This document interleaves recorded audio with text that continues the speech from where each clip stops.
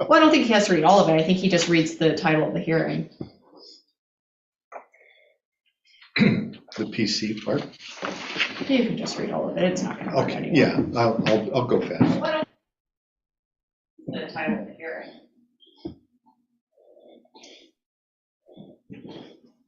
Okay, we are now recording. Okay, I'd like to call the Philomath Planning Commission meeting to order for April 17th, 2023. Welcome. Can we have a roll call, please? Absolutely. John Barlow. Here. Haley Green. Here. Dan Hunsaker. Here. Timothy Milan. Here. Darlene Rose. Here. Ruth Causey. Here. All right, thank you. Gary Connor is running late and will acknowledge when he enters the meeting. Okay, thank you. We have minutes for March 20th, 2023 to approve. If you saw the email that Bruce sent out on page 4, line 4, that action approved should read 5-1. Does anybody else have any additions or changes to the minutes? I did have a question in reference to, I noticed, well, like in that one, I guess it would have been, say like on page 3, line 35, this calls it an action, but I mean, These are action minutes. And so. so you don't say motion? You can say motion, but it's an action. That's no It's difference. just a different format for minutes these days. Oh, okay, all right, okay. I just wanted to clarify that. Anybody else have anything? Okay, so could we have a motion to approve the minutes as with that one amendment on page 4 I think we still need a vote on the amendment. first? Yeah. Okay, so can I have a motion to amend the minutes on page 4, line 4 of the number of people approving it, 5-1 and 6-1? I move to change line 4 of page 4 to 5-1. A second. Okay, it's been moved and seconded to amend the minutes to show on line 4, page 4, approval of 5-1 instead of the 6-1. All those in favor say aye. Aye. Aye. Aye. All those opposed? Motion carries. Now we need a motion to approve the amended minutes. I move that we approve the amended minutes. I said. For March 20th, 2023. March 20th. All right. Any discussion on the motion? Second. Oh, he said it. Tim, I talked on top. oh, My, you didn't my hear it. typical mode. I did. We got it now. Okay, it's been moved and seconded to approve the minutes of March 20th, 2023 as amended. All those in favor say aye. Aye. Aye. Aye. All those opposed say no. Motion carries. Thank you. Under new business, let's see, let me get, we have a public hearing for a legislative discussion and decision. It's PC 23-04, which addresses the citywide, which is citywide to address proposed updates to Chapter 18 of the Philomath Municipal Code to recognize changing standards within the community predominantly related to citizen involvement and public outreach. We just acknowledge the arrival of Commissioner Jessup. Apologies for my tardiness. Do I need to say that? Or just that you said it was good enough? I just covered it. Oh, okay. Okay, so the order of proceedings tonight will be a staff report, applicant's presentation, which is the city, public testimony, the planning commission questions of staff, planning commission's deliberation, and a final decision. And we don't have any public here, so I think we're wide open as far as our time. So can we have the public or the staff report, please? Oh, wait a minute, back up. Do I need to say this person's now or wait for the staff report? No, you need to read that. Yeah. Okay, excuse me, sorry. Persons testifying either orally or in writing may request a continuance or request the record be held open. These requests should be included in your testimony. Now I will open the public hearing. And can we have the staff report? Oh, no, not yet. Gotta get the script down. Yeah, I should look at it first, right, before I just go on. Well, to be fair, we should note you were just handed the script a few minutes before the meeting started, so Yes. Okay. you're doing great. Do we have any declarations of any conflict of interest? Any commissioners have a conflict? Seeing none. Is there any rebuttal to that non-disclosure, I guess you would say? No, seeing none. And so we had no rebuttals to that. Determine if there are objections on the jurisdictional grounds. Are there any objections on jurisdictional grounds, meaning that the Planning Commission is not the appropriate body for this hearing? Seeing none. Land use decisions such as the case under consideration this evening are evaluated against applicable statewide planning goals and guidelines and criteria from the Land Development Code and Comprehensive Plan as presented in the staff report. We will now hear the staff report. Okay, hello everybody. So, pretty short staff report. It was just kind of a culmination of all the hard work you guys did the last couple of meetings, pulling this together and kind of coming to consensus on, I think, making it much better for the city as far as citizen involvement. Hopefully, crossing our fingers, because we've got a long road ahead of us and a lot of other legislative items. So it's kind of interesting just looking at the criteria. I always forget how really small criteria is for legislative stuff. First three are usually not applicable or very seldom are. And then 4 is a direct relationship between the comprehensive plans, policies, and goals. And as you can kind of see, and on the ones we listed, we kind of nailed it. I mean, there's only 5 here that apply, but I think that kind of dealt all of what we were talking about the last couple of days or a couple of meetings.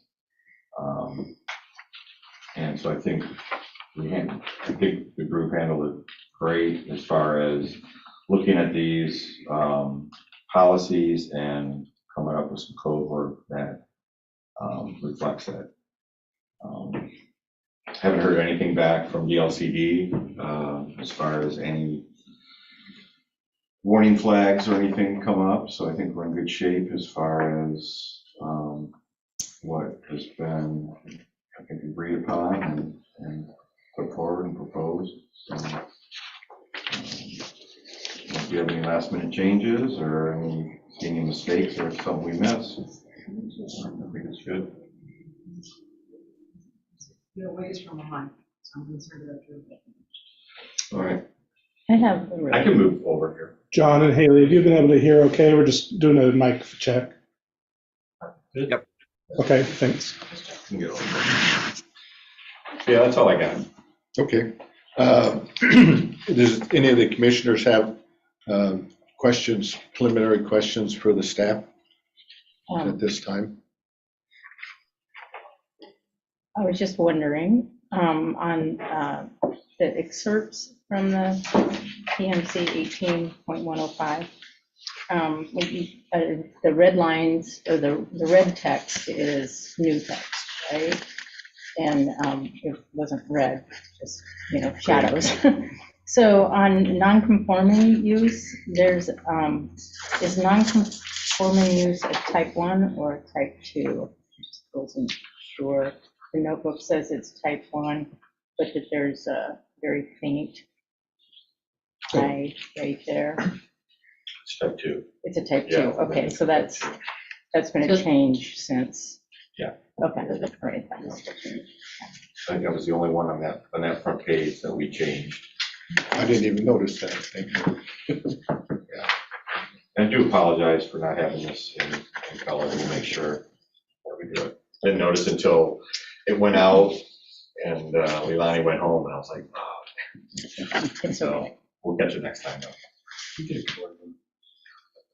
That's the recommended stuff from, or that was sent to us the previous. I wasn't special. It was pretty easy to make it out, though. But yeah, we'll get it right next time. It's just much Okay. easier. We don't need you guys going looking for it. Any other preliminary questions? Yes, Ruth.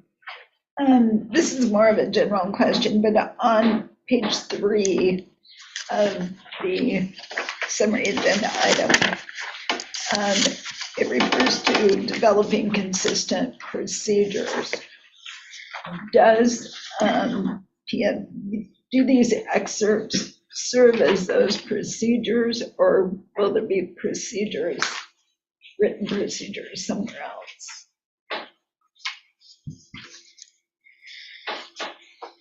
Do you see what I'm saying? Yeah, I'm not sure. We didn't really go into detail about that. I think we did speak to the fact that there are some items of like outreach that we're going to be doing this summer, but we didn't want to like memorialize it in code because then we'd have to do it every single time, and sometimes it wouldn't. So we thought with what we're planning in the next couple of months, that we sort of streamline it to whichever specific land use file that we're looking at. So I'm not sure if I think if we see something that needs some procedures, we could kind of sit down and outline those ahead of time, and maybe that's just kind of just a reminder for us to do some of that. But I don't know, how does anybody else have? Well, I think in terms of doing, when you have the set of the rules, whatever we adopt tonight, is, I guess what that's saying is that the city, the staff should have a process of making sure all those different things get, done. So I would assume you would have some, I don't know, particular file or something that says on type 1 or type 2, excuse me, or whatever different ones, whatever different procedures you have, you would have that lined out, that you wouldn't be looking at this. Well, I'm going to follow on anything that we review and look at. We're going to follow a code book.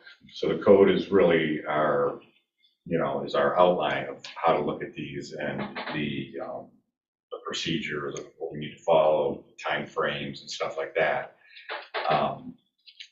So that is, so we, in a sense, that's what we're doing tonight, is we're developing this new code. We're putting in line our procedures of what we're needing to follow, and in most of the cases here, we just kind of expanded it a little bit more than what we do. But I still think that depending, again, on what we do this summer and some of the things that we would like to do, but we, again, don't want to put it in the code because it, then, you know, we'll have to do it every single time, and it may not be proportional to whatever we're looking at. I think we can develop or sit and talk about those procedures together, you know, on maybe a case-to-case basis in that.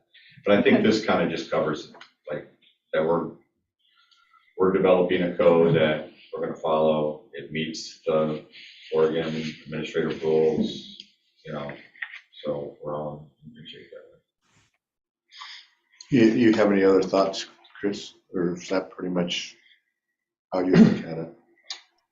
Yeah, I think, you know, Pat's kind of talking about going to the next degree. I mean, I read 3.4 as the process we've gone through the last couple months, which is we're looking at our code, what's required, making sure it's consistent, making sure that we've got consistency in notification and input collection. That's exactly what the code is saying here, is what's the outreach we're going to do and what ways we're going to allow input.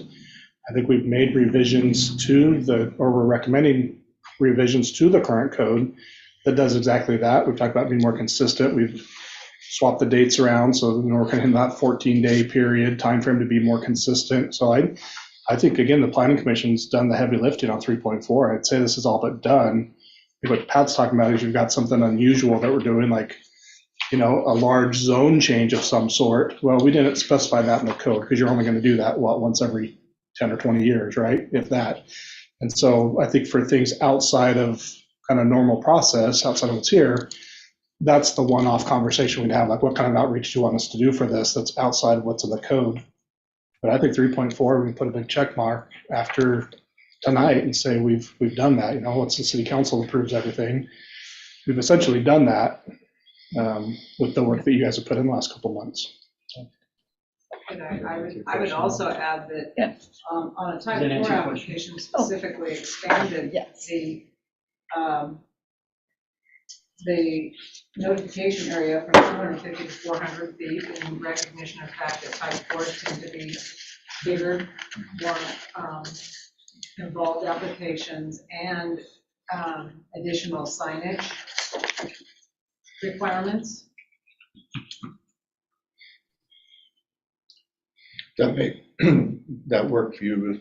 Yes, it does. And I was not necessarily advocating additional written procedures. I think what you've done is perfectly adequate. I just wanted to clarify. Thank you. Okay. Any other questions? Okay. So let's see, we've got the brief questions. Okay, we will now move to the public testimony. Before you make comments, please sign in with your name and address. Please keep your comments to 3 minutes. Does anybody wish to speak regarding this application? And we don't have anybody.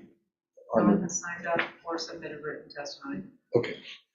So I opened the public hearing, and as there is no public testimony here, I'll close the public, or the testimony. Okay.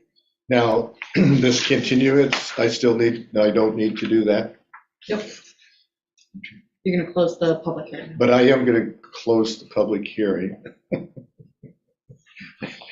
and bring it back to the commission.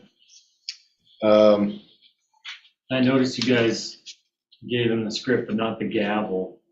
Do you need to gavel out the public testimony? It's limited authority. Checks and balances. I've seen what he can do with a gavel. I thought he'd move towards the gavel. You're doing great. I told them when I was mayor one time, I took that gavel and I broke it because I hit it so hard, and now they don't let me live that down.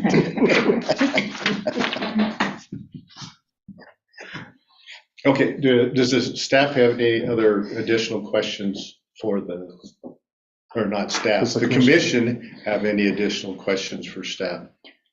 I Yes. do, just when question regarding the posting up signs, and I love our bigger signs. Thank you, Haley. Should there be a minimum dimension specified with respect to those signs?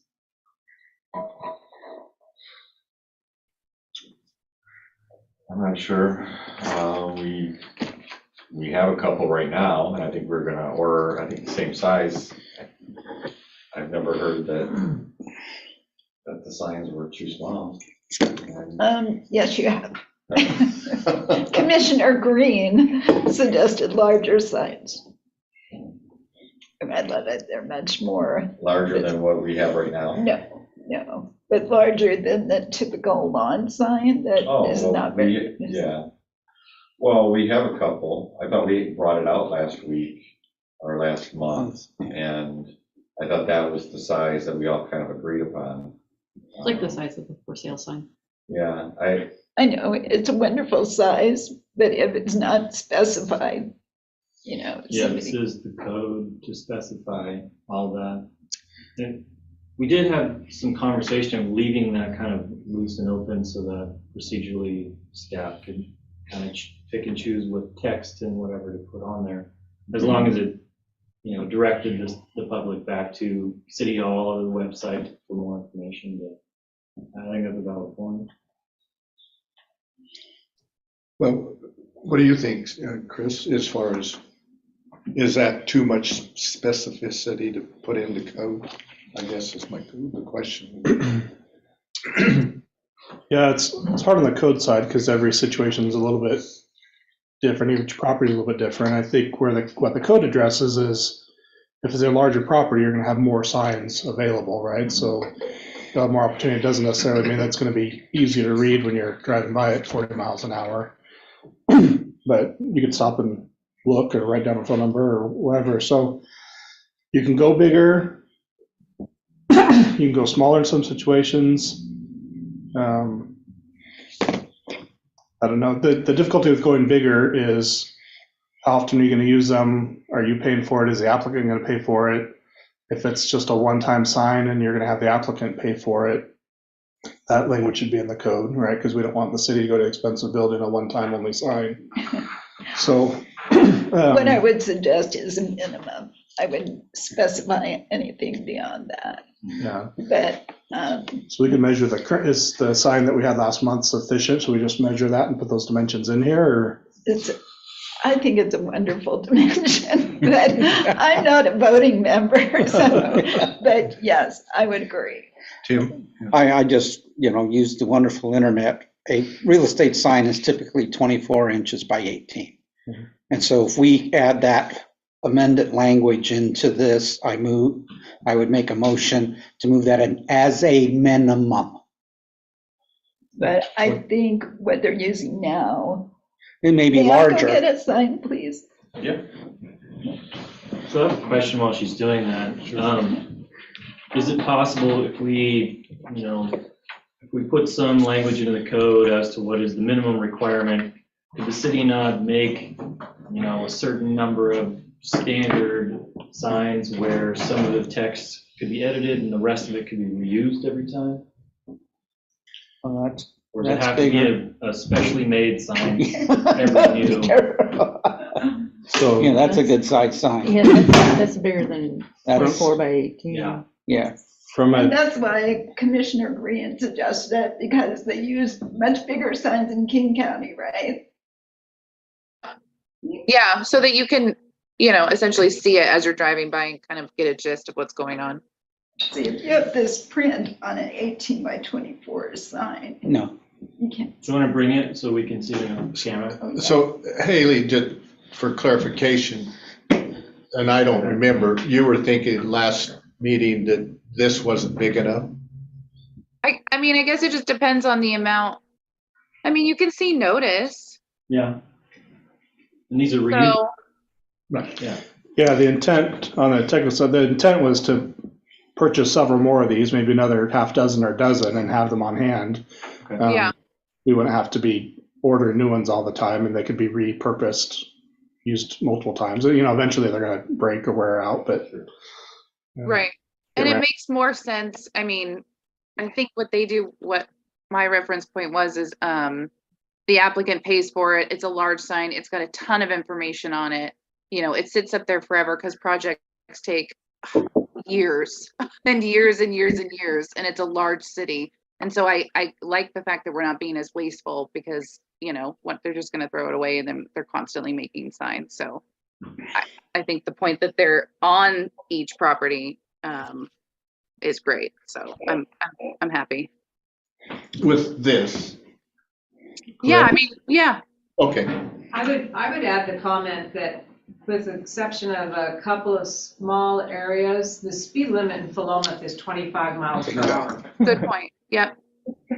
Bingo. Nobody's driving by, well, in theory. Well, yeah, depends. I was gonna say. Yeah. If it's on Chapel, maybe. Can we just put a tape measure on that and just put that in as what the minimum's gonna be? Yes, that would be great. That's great. And we can just we can do an amendment so we can get this thing put to I bed. think I do. I got a ruler, I'm not gonna take it. Well, this ruler will work. Here we go. And we'll, There you go. Ruth has it. Secretary City Recorder. has Yes. the tape measure. Yeah. she's prepared. So are you saying you want this size of sign for 24 by every, 36. As a minimum. Well, this is where, even for like this is, storefront? yeah, this is where I was gonna say, these, typically right now, we're using for what?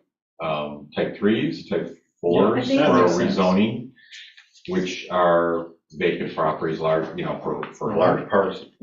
So we do a lot of, I would say the majority of our land use cases are type 2s and they're reoccupancies, and they're either a storefront or, you know, one of the buildings in our downtown area, commercial district.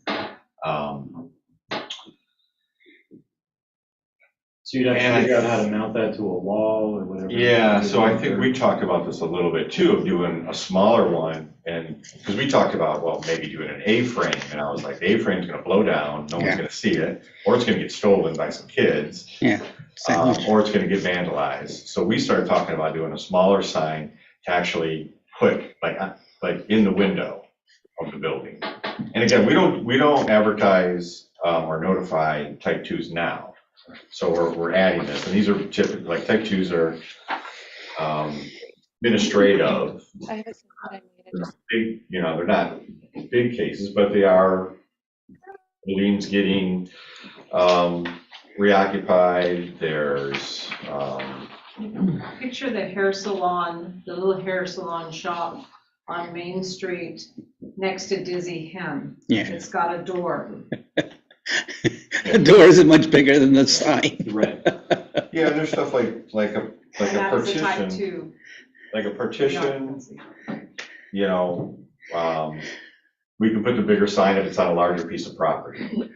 But if it's like a partition on a, you know, well, I mean, partitions, I mean, I think most of our partitions are residential anyways right now, so. So we're talking about different size signs for each type, which means we'd either have to put a signage section in each type section, or we add a new section for signage. I don't think it's the type, I think it's the size of the property, so. Okay, yeah.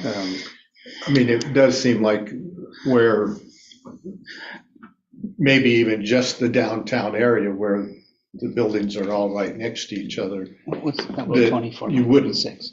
I mean, there you couldn't, you know, put one of those signs in the ground. Don't forget everything that's gonna be rezoned. Well, no, all that, it can go there. It's just in that 12 to 14th, and not even all those properties.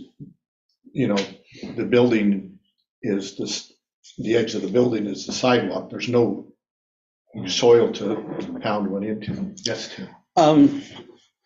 I think when we were talking about the signage in particular, is that it would be noticeable. And when we talk about, Ruth correctly brings up, we're talking about a 25 mile an hour speed that somebody's gonna be passing.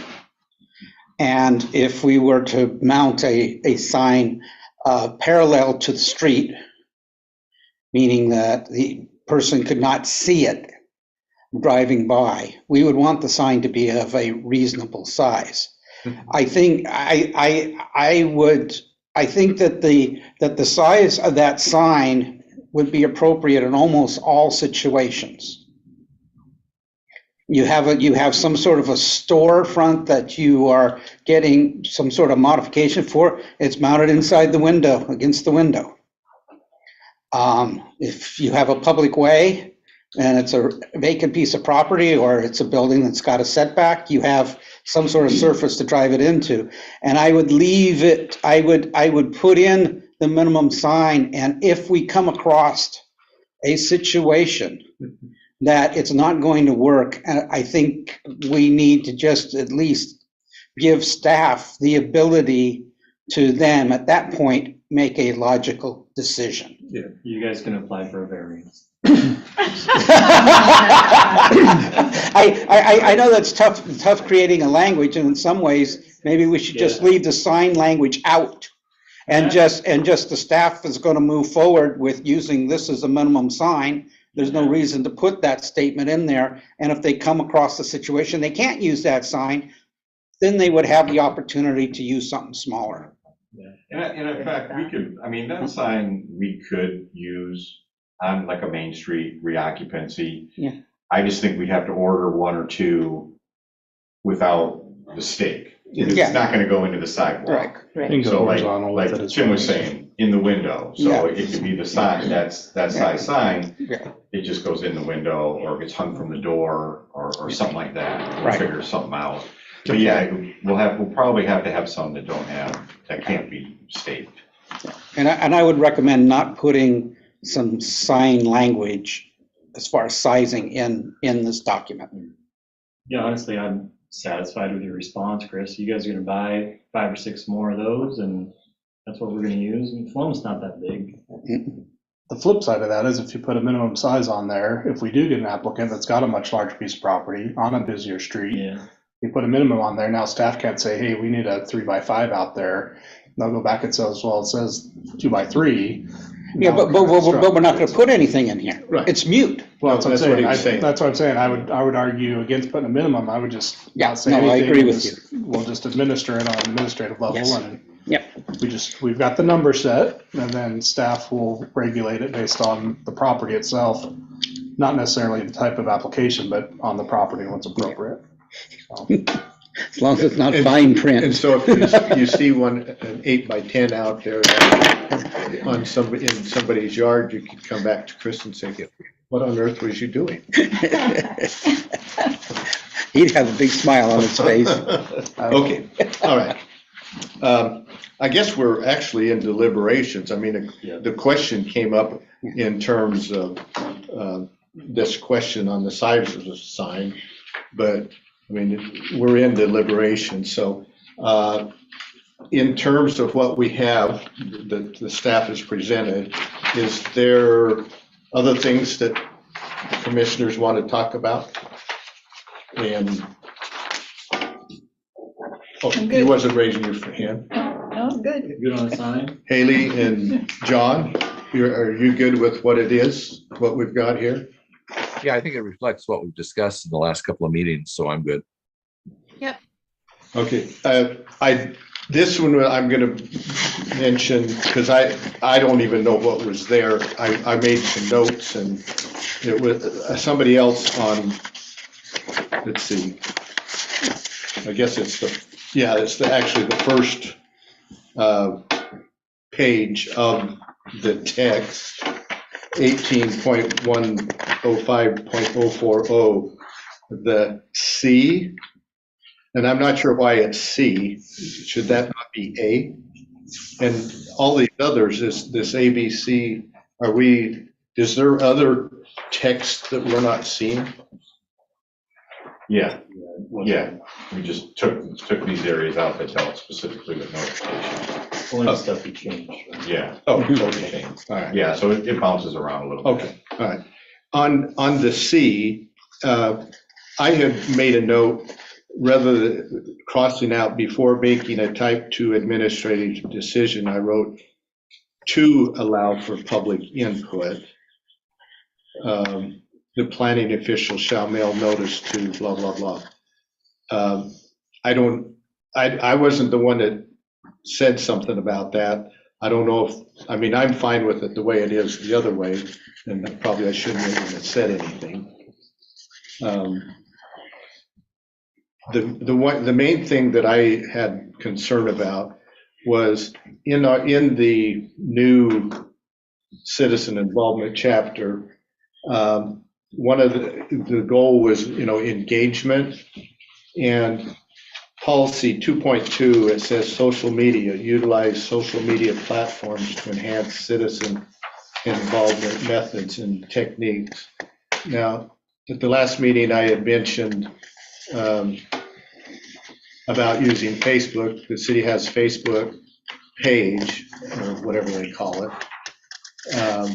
And I was suggesting, well, if you could put the notice in that, on this Facebook page, then in my mind, that would suffice for addressing that policy. As of now, as it stands, there isn't any, unless you call the website social media. I don't think people call it by that. But if we don't really want to put it on social media, we maybe in the future we need to take that out of the comprehensive plan, because we're not doing it. And but I know, the previous commission, where we've lost 3 or 4 people, I think some of them were, very adamant about putting it in there. I'm okay if we don't, but I don't like it being in the policy and then not in the ordinance for actually doing it. And I'm fine with leaving it out, but I will come back about taking it out of the comprehensive plan. That's all I'm saying, unless others want to put it in there. But does that make sense? You at least understand where I'm coming from. Okay.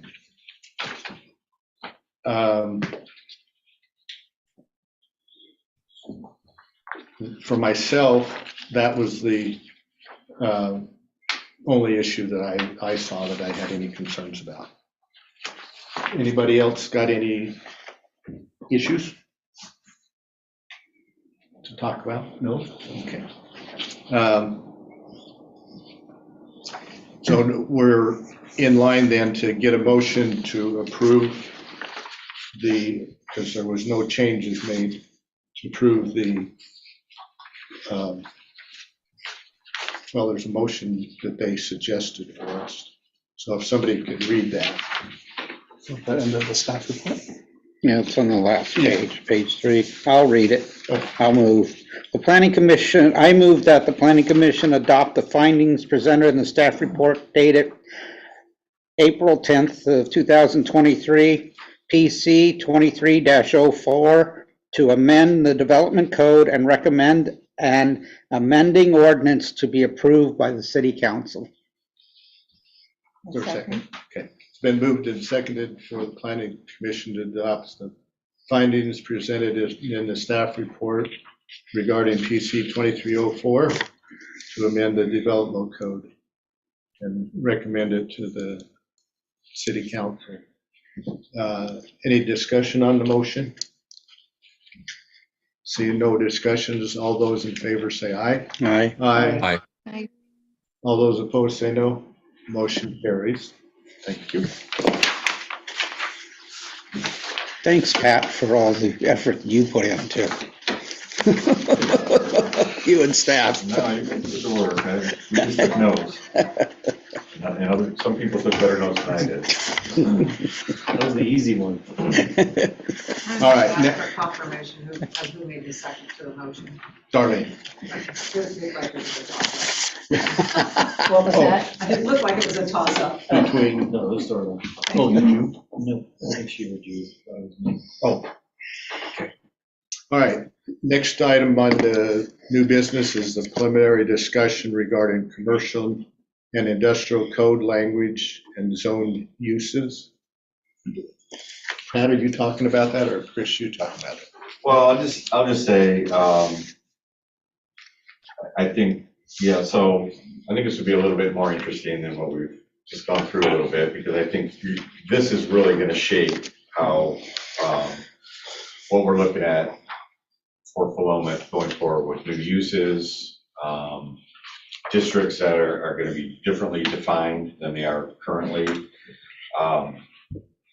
But, you know, what we wanted to do is kind of start kind of easing our way into this and looking at, we talked about doing approved and conditional uses in these various districts, commercial. We also added industrial, because I think we could handle this at the same time when we're talking about uses and defining where they should go, as well as understanding that there's going to be some overlap with housing. Housing is going to be coming in here. We're looking at housing on second floor and above in our C1 and our C2. We're also introducing a C3, which is highway commercial. And again, this is going back to our economic opportunities analysis, where it talked about how we have a deficit of commercially zoned property, and that we need to kind of identify a few more places. Some of the landowners, some of the places that are along the north side of Highway 34, my understanding, have been interested in doing something and having some commercial property along, or converting their industrial property to commercial along the north side. But we wanted to kind of separate out what certain uses, where they should go based on their intensity, based on just maybe kind of a collaborative type of business, whether it be kind of a service industry, boutique, clothing, maybe in the downtown area, restaurants, breweries, but separate those out from restaurants that have drive-throughs, and maybe have outdoor storage, outdoor other type of displays that are just part of the regular use. So these definitions that we kind of came up with too are something I think would ultimately be adopted in the code, just as a kind of an outline for them. But really, we wanted to have you guys focus on these as you're looking to help identify like where some of these uses that we're proposing here, and this is just a generic list. We took this list from somewhere else that was a little bit more comprehensive than what currently exists. So there's a lot of stuff in here. If there's something that's not in here that you see that, you know, that we need to add and could possibly come to Philomath, let's add it. But what we really wanted to do, again, starting with just the uses and maybe a little bit of discussion, we'll have a little bit of discussion on the climate friendly areas and the initiative between that and maybe the C1. You know, we only have a certain amount of C1, we'll have a certain amount of C2, the climate friendly, which is kind of that neighborhood design, the walkable community, you know, less transit, more bicycle orientated. That's a larger area. I think there's a minimum of 25 acres that we're looking at. So that will essentially become an overlay, but it will be almost identical or part and parcel to the downtown core overlay that we've been talking about in the past. So, and then part of this we also included the economy chapter of the comprehensive plan and outlined some of the policies that I think we're gonna that we'll be touching on more specifically in the next month or so. And taking a look at how they apply to what we're doing even tonight. I think Chris had mentioned going through a little exercise here and maybe walking through some of these and get an idea of what district they should go in, should they be allowed or conditional use.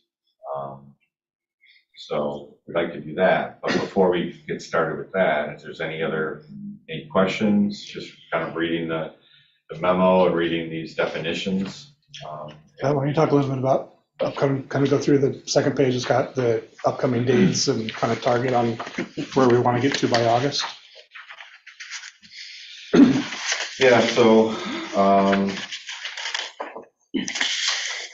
a little breakdown of kind of what we were talking about, and I know some of the discussion or the initial time frame that we were looking at was going to be like 6 to 8 months of work, and I think if going through this a little bit more, I think if we have second meetings, if we have 2 meetings a month, we can speed that up a little bit, so it's not so drawn out and going from meeting month to month, meeting to meeting, that we forget a lot of what we're working on. And so we are suggesting 2 meetings a month, as you can see here. We got some specific items under each meeting that we're going to talk to, and we think it's kind of a good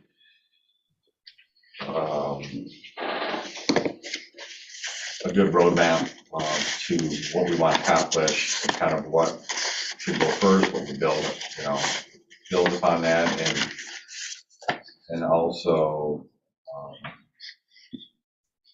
I think getting some of these areas pinned down for what we want to do is just the first step, because not only do we have to do notification, but it's going to be on a larger scale when you're starting to rezone. You're starting to look at large areas that we're actually changing zoning. We talked about reaching out to individuals on some of these properties. I was talking to Catherine about it, for council at lunch, about just kind of what that's gonna, look like, and whether we decide to do a little bit more proactive outreach, or we, stick to our public meetings and just our signs. I've been a big advocate of actually going out and speaking to the individuals that we're looking at rezoning their property, and explaining to them what it means and how it affects them. And so I think part of this, and we can talk about it now, or we can wait till the end, about looking at maybe increasing up to two meetings a month, first and third. Is that what we're looking at? First and third? I think so. But we do get that we're kind of going into the summer months, and that's when everybody likes to take their vacations or take that Monday off. So I know that can be an issue. We could play it by ear, or we could kind of come up and if people already have vacations planned and they can't make certain meetings, and we don't feel like we're going to have a quorum, we can always, always tap out of that month. But I think just with the sheer volume of work that we have to do and the intensity of it, and to kind of keep it going, I think we need to have more than 1 meeting a month to really be able to tackle this efficiently, and keep our eye on the ball and make sure we don't miss anything. Well, if, I guess in my mind, that is probably the first question we need to answer within the group, is if we're willing to or can meet twice a month? And if so, does the first and third Monday work? Does anybody have any, I guess, qualms about doing that? Or are they willing to do that? I definitely think 2 meetings a month is a great idea, but I already know I have conflicts with first Mondays, just from my work schedule. Like everyone? Yeah, so I hope that, the majority of commissioners would be on board with multiple meetings a month, and we can work on a day or be flexible on this. I don't know. Is it just Monday, or could you do Tuesdays? Tuesdays, well, I mean, right now, the first Monday of next month is definitely out. Tuesday, as of right now, yeah, I can do that. But I am also open to, joining remotely. Oh, there's that, yeah. But next Monday, I don't even think I could do that. Or next month. Yeah, I think we could keep the third Monday, regular meeting schedule on Mondays. But the other meeting, if there's a day that works better for everybody, depending on what's on Chris's table. Yeah, we could play those. We could play those month by month, but we definitely want to keep that third Monday. Just if we're going to have land use applications come in, other things, so that'll be the normal meeting. And then I think the intent would be we'll just schedule a second meeting that month to just focus on, the tasks that are kind of outlined here in the order that we've got them here, and that they can be pretty flexible. And on the staff side, we'll send a doodle pull out or something to find a date that works for the majority, and we'll go with that date. Well, if we could, settle, at least like for the first meeting in May, if we could settle on that tonight. I mean, First, we could hear from the other commissioners how they feel about going to 2 meetings. Yeah, If there are schedules. nobody said anything, so I I'm- assume they're fine.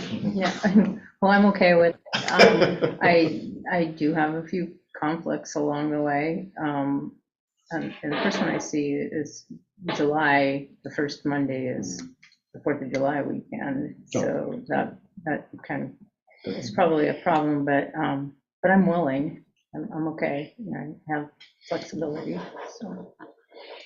From the city attorney's office, we would just need to make sure that we don't have any other conflicts either, because I do sometimes staff other Tuesday meetings. Well, are you guys, you don't typically only attend on public hearings, right? When it's Right, but if legislative for stuff. whatever reason, we did go to 2 meetings and then our months got backed up because we decided that, or just got packed because we decided we're gonna have 2 hearings in a month. That's the only thing I would want to make sure is that, we're in the clear as well, so that we can attend. Oh, well, But if it's just a work session, then no, we wouldn't need to worry about that. John? Thank you. I think the concept of 2 meetings a month in general works for me. I don't think we should use our time tonight to try to compare everybody's schedule and think what that day, other than the additional day beyond the third Monday that we use every month. I like the suggestion of a doodle poll or some other online way of communicating that. Sounds good. Everybody else okay with that then, on that? Let me also say that staff has made this part of it, and I don't expect to come to most of the meetings remotely, but I've had to twice in the last 3 months, and staff has made it almost seamless. It's been very helpful to get the packet online and be able to read that and access to the meeting via Zoom. So I really appreciate Ruth and Leilani and whoever else has made that possible. In terms of the items that the staff has presented, as far as what we would work on each of those meetings, for the most part, and unless something drastically changed it, are we all okay with that? Well, we've got a lot to go through tonight. We might be bumping into our 3-hour time limit. Well, the intent for tonight is to give you some homework, so we're just going to do a sampling tonight. Okay. And then the intent is for you to each take that back, and we'll hit that as we're going through it, but to go through those individually, get that into us over the next couple of weeks. And then when we're prepping for this next meeting in May, we'll aggregate all that together and have something prepared. So we've got some idea of what that's going to look like. So in that meeting in May, we'll send out a doodle poll, figure out what day works, and we'll bring that back. And so you'll have that coming into that meeting, and we'll be able to jump right into those allowed uses. So that's all we're going to cover on is kind of, here's what everybody said, here's what we're thinking, does this look good? And that'll be a meeting, and that'll be it. So let's go through, I'll just point out too, there's some public engagement here that's not limited to that, but I did want to just make sure that Pat and I kind of brainstormed a little bit on things that are out there for public engagement, that at least every month we're doing something, knowing that we can do a little bit more than what's just listed here, but at a minimum, every month, I think we need to plan on doing some type of engagement, whether it's doing something at the Frolic and Rodeo down in July, doing some canvassing in the neighborhood sometime in May. And again, we'll find dates, figure out what works for everybody or the majority, and we'll kind of go from there. So Farmers market. yeah, farmers market, I think, is on there. So Well, I noticed it said PC, so that means us, the planning commissioners. Yep. I assume everybody else noticed that. Will staff be there as well? we can be their support if we're needed to be there. Absolutely. Okay, great. We're also very good at providing tables and canopies for pickup. You're not going to put them up? So the one thing, and I guess I assumed that we weren't going to get into very much depth with it. The one thing that Pat said that I guess I didn't really think about was like in April, although it does say April, to these zones, do you not want to talk about them? Or did people prepare for that?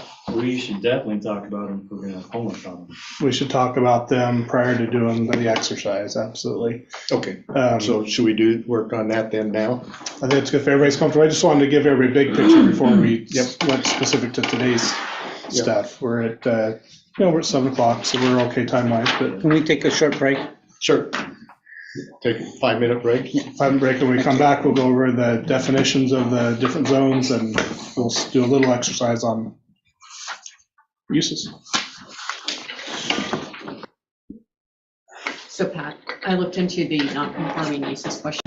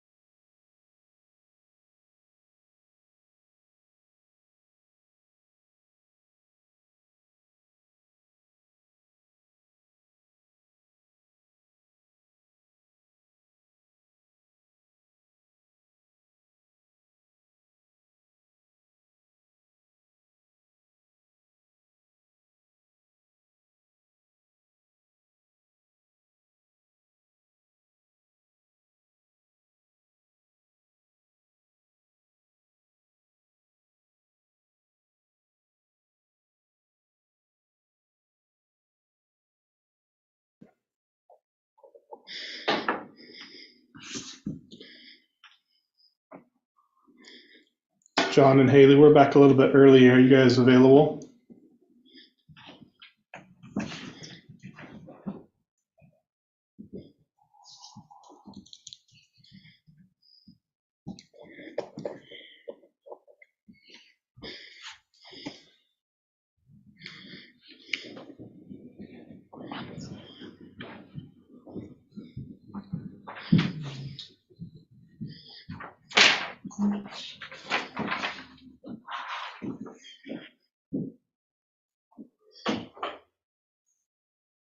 Oh, Van, you'd be proud of me. I caught a baseball game, Beaver baseball game Saturday.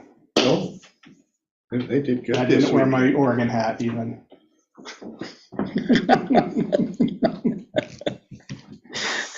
And I even wore black. Did you? I didn't wear black and orange, but I did wear black. You probably don't have any orange. I have one long sleeve orange shirt that I sometimes wear underneath my black polo, but I didn't wear it. I just wore black. That's not, at least you were green and yellow. I did have green sleeves on. Yeah, they did good. They ended up, they're up in the top 25 now. Yeah. So you see, that was a fun game to watch. Yeah, sounded like it. Oh, we're being recorded. We're not recording, just the closed captions. Oh, okay. You want to try them again? John, Haley, are you guys back on yet?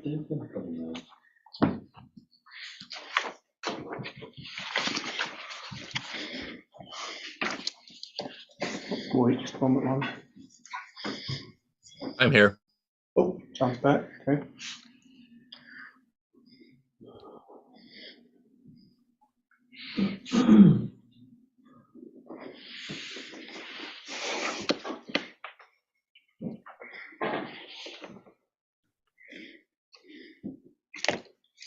Chris, I have some San Francisco Giants gear that's orange and black that you could use for future Beaver games. I could stomach that. I could stomach that. Baltimore Orioles are another option. I've been following the Orioles a little bit. Adley Rutschman has been doing gangbuster. You know who he is? He was a star See a with, Beaver? yeah, What was the name? Adley Rutschman. Hadley Rutschman, did you just ask if he was a Beaver? Yeah. He said he didn't know who he was. He was the #1 draft pick 2 years ago. I followed baseball really close. And if you should know this one, because you're from up in the Salem area. His grandpa was football coach at Linfield forever, for a long time, when they were really good. Ask me how much I follow Linfield football. Even less, probably. Even less than Beaver baseball.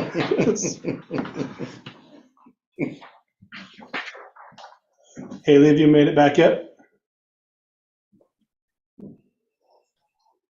She might be having a Hunter moment. Hunter, The child, that's his name? her babysitter called in sick tonight. There she's back. Oh, there she is. Okay. Are you ready?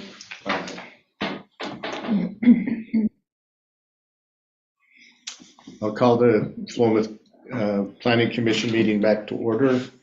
We're going to go into discussing these proposed commercial zones. Pat, are you doing that, or are you doing it, Chris? Well, I kind of gave just a brief intro out here. When you're looking at the C1 and C2, and I know, you guys all know this. This is to encourage the pedestrian scale development in the core downtown, and the walkable area. It's also drawing just from the neighborhoods too. So it doesn't necessarily need to be vehicle orientated. It can be, walk to, get there by bike. Whereas the C2, C3 are going to have a little bit more higher intense uses. And again, Hang on a minute.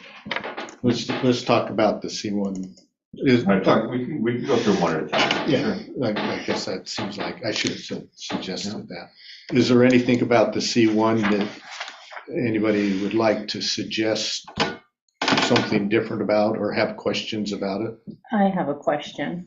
So the climate-friendly areas, is CFA going to be a new zone, or is that, I'm just wondering where the OR zoning, current zoning that's going to be changed, is it, what's it going to be? It's all going to be C1, or is CFA in there somewhere? Well, what I was going to say too, to kick this off, got sidetracked, is we're going to come with some maps. We're going to have to really get with our GIS consultant and create some maps and really show you what we're doing. Because we've been talking about this a lot. I know we've been pointing and we've been saying OR. But we really want to show you some maps of what we're considering doing. But to answer your question on the CFA, the climate friendly, and I think part of what we're going to be doing too is we're going to have some specific code language, or we're going to be hopefully developing with you specific code language for the downtown core. And the downtown core, even though it's going to be C1, it could probably possibly have some C2 in it. So we'll have an overlay there. And I think the CFA is going to be an overlay zone as well. But like I was saying before too, they're almost interchangeable. The CFA is really anti-vehicle, high density, walking, shopping in place type of legislation. So I think we're going to be looking at our C1, a lot of the CFA that Chris has already had a couple of meetings on, is defining that area, and it's going to encompass probably most of all C1 and probably even a lot of C2. Portions of C2. Because we're talking minimum 25 acres, right? So And where does the 25 acres come from? State law. state. So the state's driving this. Yep. So the CFA is a document. So the climate-friendly areas was enacted by the governor, and it gave specific requirements to increase density in cities that are within a metropolitan area. So we're part of Corvallis metropolitan area. We have a population of more than 5,000. So there's certain things that we have to do within our code to allow for higher density. Look at, minimum density standards for those areas when it comes to residential development, minimum parking requirements for those areas, that type of thing. So it's all geared towards having higher density in those metropolitan areas, like Philomath. Right. So for our reference, for the commission's reference, could we get copies of that document or whatever the staff is using as reference? How can we get a hold of that also? Yeah, your best place reference is go to the city's website and just do a search for it. There's a whole page set up to climate-friendly areas. Okay, I did try and nothing came up. Nothing? Okay, I'd send you a link for it, but it'll have links to the current guidelines that have been put out. The COG is actually contracted a planner to work with the cities on the outreach process, selection process, all of that. Mm-hmm. There's a timetable, I think we've got through like December of 2024 to actually designate areas and have the code and stuff in place. So, we don't have forever, but there is a pretty generous time frame to help cities get these new policies and rules into place. Okay. And there's also a PowerPoint presentation describing the process. Correct. Yeah, In the area where the meetings are discussed. It's in a meetings note, isn't it? I didn't go through every one of them. Yeah, and it's a little bit in process, but our website's got a lot of information. Corvallis and Albany, both those cities are going through the process as well. They've got websites, a little more staff, so there's a little built out. But ours, we're trying intentionally to lag behind Corvallis and Albany just a little bit, let them be the guinea pigs and see how it goes, and then we're kind of following suit behind them with the public outreach, so. So that's one thing I had a note to ask for, see if we could get that as a resource for the commission so that we can all be on the same page. Another one, to your point, you mentioned maps. It would be great if we could all get an A1 print out, large physical size maps, like the one on the wall, comprehensive plan. Just to have while we're reviewing this stuff and to bring to meetings if we want. Yeah, exactly. Maybe if we could zoom in at all. We might be able to get. You have that in your. We might be able to get you guys bigger ones if you don't mind. Bigger Because you one can would be easily great. fold them Yeah. and just, and Yes. you can fold them down to. That's what I mean, like a larger media size. That would be awesome. Thank you, Ruth. Did you bring it? Yeah, we're gonna, well, I don't think is that too much? I don't want to promise something, but I think. A PDF would be good, even, for. A PDF of that one at that size PDF, and then we can print it any size we Yeah, want. whatever the largest. There are PDFs for 8.5 by 11 and 11 by 17 on the website. I know, but I mean, the 24 by 36 PDF is what that way you can zoom in and you can see the detail. It's not gonna be difficult to see. The city's got a plotter, so I think we could probably come up with at least. I would prefer a PDF, because that way I can zoom in on the computer and I can see it. So Yeah, that's my preference. Actually, you made a comment to Ruth. My also preference, as far as getting packages and all, is getting all of that electronically. That's far more helpful. John? Thank you. And I'm not sure this is the right place for this question, so go ahead and tell me that if that's the case.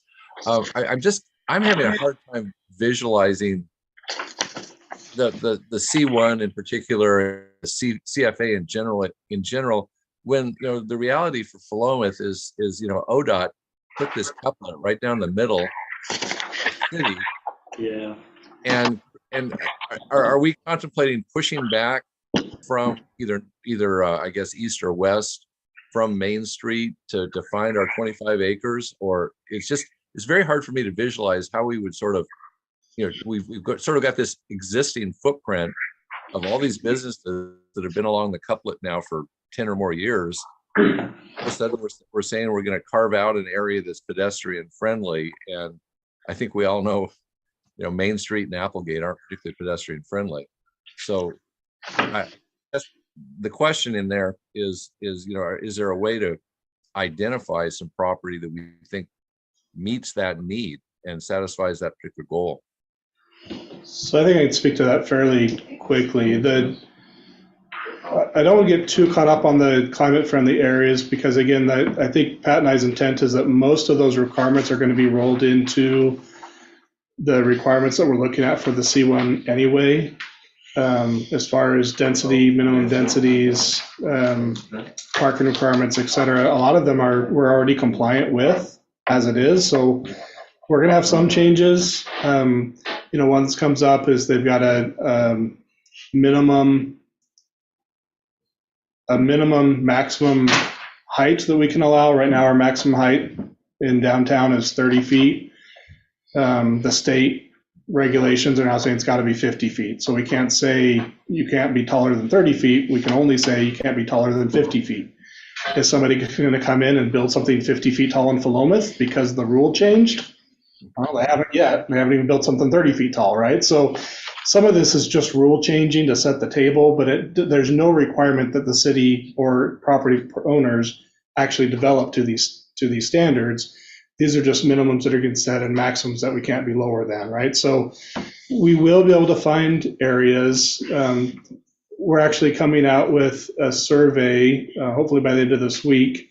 I've got a little bit of homework to do where we've pitched 3 or 4 different areas that meet the 25-acre minimum qualification. And we've done those shape files. Those are getting built, and we're going to put that out to the community to say, which of these areas do you prefer, which wouldn't you? Here's some pros and cons with each of those. and try to get some public input to that. And then there'll be more discussion probably at this level. We'll do another public meeting. So there'll be a lot more engagement on the CFAs and what it's really going to look like. And so I do appreciate the question and the concern there, but again, it's not going to be very different than what we're already envisioning for that C1 zoning.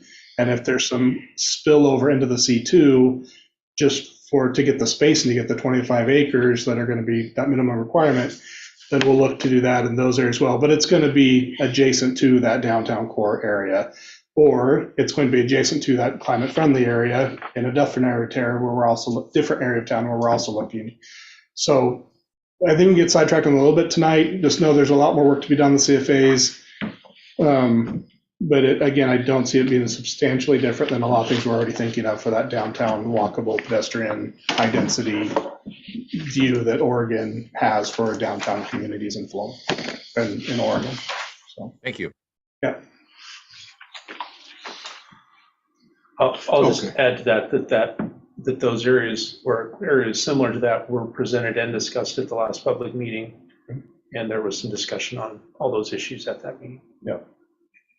Well, and also I guess I would add that even last year, the Planning Commission, and correct me if I'm wrong, Chris, probably one of these areas is like from 10th or 11th, I can't remember which one, over to 14th, that we would have the C1.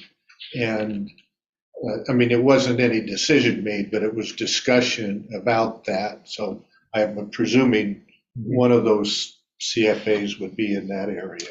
Yeah, there's recommendations from the consultant that did the economic impact analysis and the economic analysis to consider expanding our C1 zoning. And so, yeah, not a lot of time and discussion about where that would be, but this body will be looking at that very specifically here, follow the timeline, in May or June, we'll be looking at that zoning issue and should we be expanding the C1? Where does that go? What do we do with office residential? What do we do with the C2? Where would the C3 be appropriate? So we will be looking at that topic. And again, hopefully data-driven impact, and it'll be a lot built on what are the allowed uses within those areas and where is it appropriate. I've been thinking a lot about that process, and we have to decide what C1 is before we can decide where C1 is. Right. Well, we can change it in writing. That's what it says, but we get to change that if we want. Yeah, I think we should. Okay, so based on what Chris is saying, I guess I would suggest that we finish looking at this C1 and then move on to the C2. Or are there any other questions about C1 or preferences about making any changes to it? What they have here, not this isn't going to be set in stone at this moment, but generally speaking, is this good for what Pat had described earlier on? And before you answer, or before you feel bad for not having a question, when we go through the exercise and start looking at where some of these things are appropriate, you'll start seeing a pattern of things that in, again, hopefully everybody's mind is like, yeah, this seems more appropriate for that C1. It's more pedestrian scale, smaller retail, and other uses. Like, yeah, that feels more like kind of big box. You're going to need a bigger parking lot. That may not be an appropriate thing for the downtown core. That's really, so again, as we go through the exercise of identifying uses, it'll help better define what a C1 is, what a C2 is, what a C3 is. And again, this isn't in stone yet by any means. We're still just kind of floating this out there and seeing what feels right and where the commission feels like it's most appropriate. So again, this isn't your last time to look at this, and it'll probably make more sense when we look at the uses. So is there anything else about C1 for the time being anyway? Is Haley still with us? Mm-hmm. She just turned her video. Oh, okay. You had mentioned that this language is intended to be adopted into the code. So looking at some of the language specifically, and I don't want to necessarily get into a deep dive or over semantics here, but like right off the bat it says C1 district is intended to promote the development of a pedestrian and accessible blah, blah, blah. I think this language about intent, when I think of code, it's thus shall be XYZ shall be so, instead of, we're kind of intending, this is the thought, the feeling behind this. So I think we should probably have a discussion at some point about how, black and white, how set in stone we want the language to be here. Well, remember, these are not gonna be, these aren't, they'll be in the code. They won't be like driving, they won't be regulating anything. They will be maybe for interpretation. Okay, so these won't If be, something, these won't be zones? yeah, this is more of just a definition of the zone. This is not like the code that's gonna be driving like new regulations. Right, but this C1 will be on the map. Yeah. So the definition needs to be pretty Well, solid. that's not the definition. That's kind of the preamble. Okay. The definition is once you get back in here to allowable uses. This is allowed, this is allowed, this is conditional, this is conditional, this is So- not. We're not going to replace that language with this, is what you're saying? No. So- Okay, then I was misunderstanding. I think your more point made, it would be more point to say the C1 downtown district promotes the development of pedestrian, right? I mean, you're saying that's not what it does. Okay. But some of that's just touchy-feely a little bit on, I mean, really, the zonings, all zoning is intended to do something, but whether it does it or not, it still depends on the property owner. So right? what I've seen the value of this kind of language in the city code is when the planning commission is having an argument over what this actually says, you can refer to that rather than going all the way back to Yeah. the Okay, then comprehensive in plan. that case, putting the intent in writing is great, okay. But there'll be a lot of detail about specifics and square footages and on and on. Okay. That's a good question, though, because I was thinking similarly. Thank you for. Okay, anything else about C1 at this point? Okay, so C2, would you talk a little bit about that? So, I mean, there's gonna be some overlap between C1 and C2. Obviously, I mean, there is geographically in the city. But but the C2 goes all the way out to 19th Street, goes beyond 19th Street. Actually goes all the way out to where Nectar Creek used to be too. And that might not be in our core area, that might not be pedestrian friendly, so to speak, although we're all connected by sidewalks, so you can. But C2, like I was saying, again, now you're taking from C1 to C2 to C3, you're taking a little bit more intense uses. We don't want drive-throughs in C1, for example. But in C2, we do, but we may say outside of the core area or outside the overlay, depending on where that goes. And again, we're gonna get into the exercise of looking at these uses that I think will clarify a little bit more. For instance, like a car wash where you got vacuum cleaners going, is that more of a C3? Is that a C2? Because you got your C2, remember, backs up to residential. So some of the uses that you're going to allow in a C2 are almost directly connected to a neighborhood. And it may not, it may not affect the whole neighborhood, but it's going to affect the people directly behind them. So there's certain things with noise, and I mean, some of the stuff you can address with like a performance standard, for instance, the drive-throughs, if there's a drive-through, that intercom can only be a certain decibel, you can't be screaming like, yeah, so. That would make it a conditional use, that. I would say, yeah, Will you put that kind of stipulation on it? That turns it into a. well, there's a lot of uses in there that I would absolutely like to have that conversation. Should this be a permitted use, or should it have that extra conditional use so we have a little bit more control over certain things? A little bit more. Philomath doesn't have a noise ordinance, so. Yeah. Because you can't write code for everything, but with a conditional use, you can put certain, specific accents on different code language. Where I used to be a planner, all of our drive-throughs were conditional use. It just made sense. You wanted an extra look, not only for the noise, but the direction of the headlights, you know, where they're going. So anyways, there's certain things like that. So, Okay. like I said, there'll be a little bit of overlap. C3, which we just jumped to it, I would say, is definitely probably the more vehicle orientated zoning. This is stuff that's gonna be, probably, I mean, I don't want to say it's all going to be big box, but it's going to be maybe larger developments with larger parking areas, maybe outlots, maybe marketing to a larger regional area rather than just a local area. You know, and yeah, definitely the more intense uses can go out there. And again, we only have the one area that we've been talking about, you know, primarily, which is the north side of Highway 34.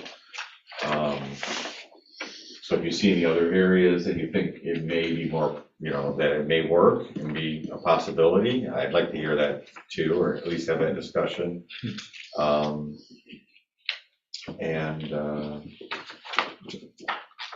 C3, again, I'm not sure if it's in here. C3 is not going to be required, you know, we're not going to be allowing residential on our C3. Again, we're going to be establishing these commercial districts. Yeah, we do want pedestrian friendly, we want go second floor and above, but we don't want them to take up large areas of commercial zone property with like an apartment complex. You know, let them build that first floor, second, you know, first floor commercial. You want to protect that.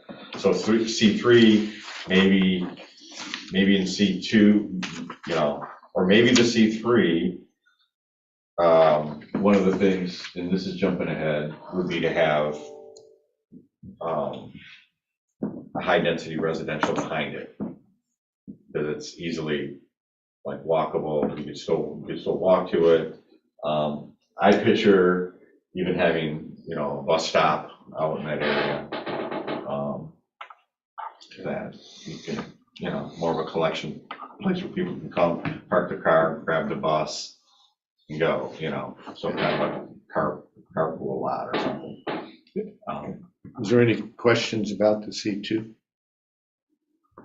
that anybody has of staff? Everybody understand what's there? I had a question about, it says best use of land at certain strategic locations and to avoid encouraging marginal strip business development along arterial streets. What is marginal strip business? Is that a phrase I don't understand? Good question. That's in what, C2? Yep. Yeah, C2. About halfway through it. Yeah, in the middle.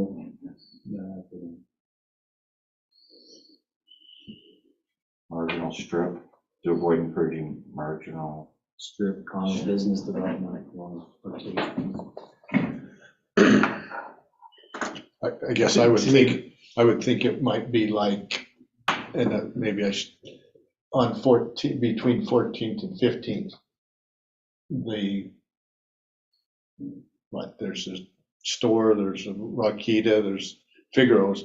I guess in my head, that's a marginal strip business, because it's just kind of small. Area. But is the purpose of including that intending to mean not that for block after block after block? Right. I think that's what it's. Without much. Yeah, it says avoid encouraging that. Yeah, Okay, I think you're right. Yeah, it's definitely immediate is strip mall type of thing. Yeah, so I think avoiding it over and over and over again and looking for more individual business. Yeah, because we've all driven down streets in medium and bigger cities where it's just strip mall for miles. Okay. Should be more appropriate like a C3 than this on a C2. But yeah, even in the C3, you're gonna have some provisions on lot sizes, building sizes, et cetera. And setbacks, I mean, the parking in front of the store is part of the problem. So, pardon me, but are we just reviewing these now to understand it, or would we propose changes at this point? If you have some. Just probably a better definition of that. No. Marginal. We a can few have- more words there. We can ask them to Yeah. do that. Yeah. Not necessarily. Okay. Right. Yeah, but I agree. No. Because I don't know if that's what they meant. Yeah. But that's what I If we don't know imagine. now, nobody's going to know in the future either. Right, good point. All right, anything on C3? Any questions or comments about the information there? I think that, for me, generally, when I was reading it through all these, they made sense to me, so I didn't have questions about them. Anybody else have anything? Okay, so we move on to the industrial. So you got the industrial part. Well,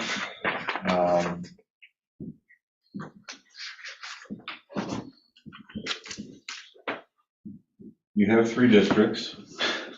Well, yeah, go ahead. Yeah, go ahead and talk about them all, because I understand what you're struggling to talk about one at a time. IP, the light Talk about them purple is all. industrial Well, park. again, they're based on The intensity. high density is the dark Um, purple.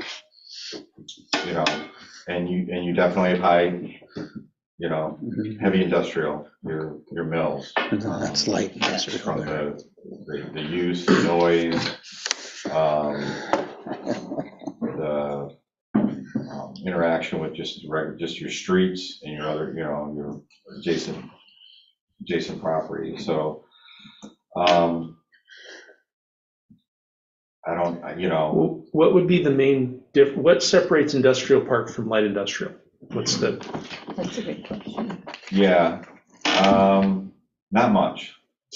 You know, if it is an exercise to get rid of one or combine it, I think that's not a bad idea. I'm not saying we do that, but I mean, if we can. Industrial park, I think, has, I mean, it depends. Because Philomath isn't enormous. It's got a limited amount of light industrial or areas that can promote these.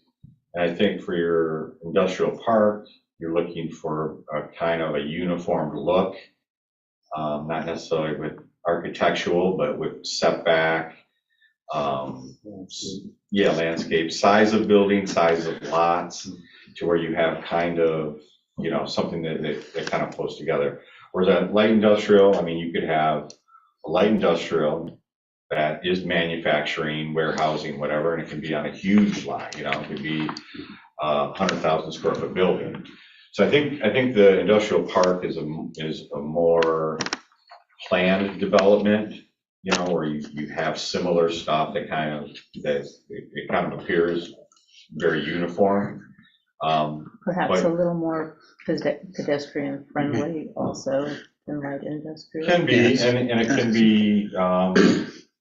it can be a lighter or a less intense use. I mean, in your description here, you say that it's located in a campus type environment, Yeah, and that's what I was, which is, you know, yeah. green belts, other types of things, that it's not just a bunch of buildings with asphalt and concrete around them.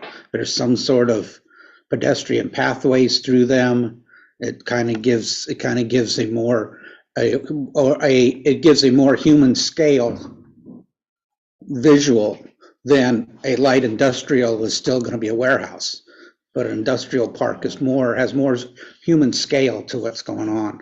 but a lot of our current light industrial is just kind of scattered here and there. Yeah. Through the downtown core. Would Yeah. it be fair to say, is everybody familiar with Sunset Research Park? Mhm.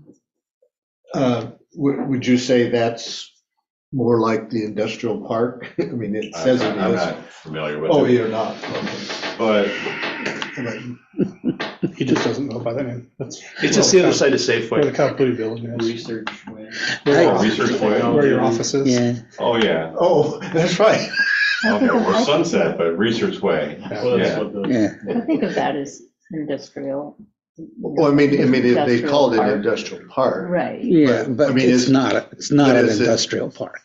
But it, I would wondering- argue HP is an industrial park. okay, That's when you think of what an industrial park looks like. Yeah. You have green belt spaces, you have, I mean, those buildings, I think, are 3 or 4 stories, so there's still good-sized buildings in that particular location.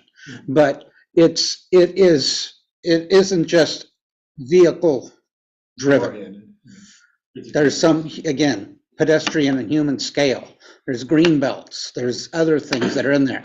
That's an industrial, classically what you would consider an industrial park done properly.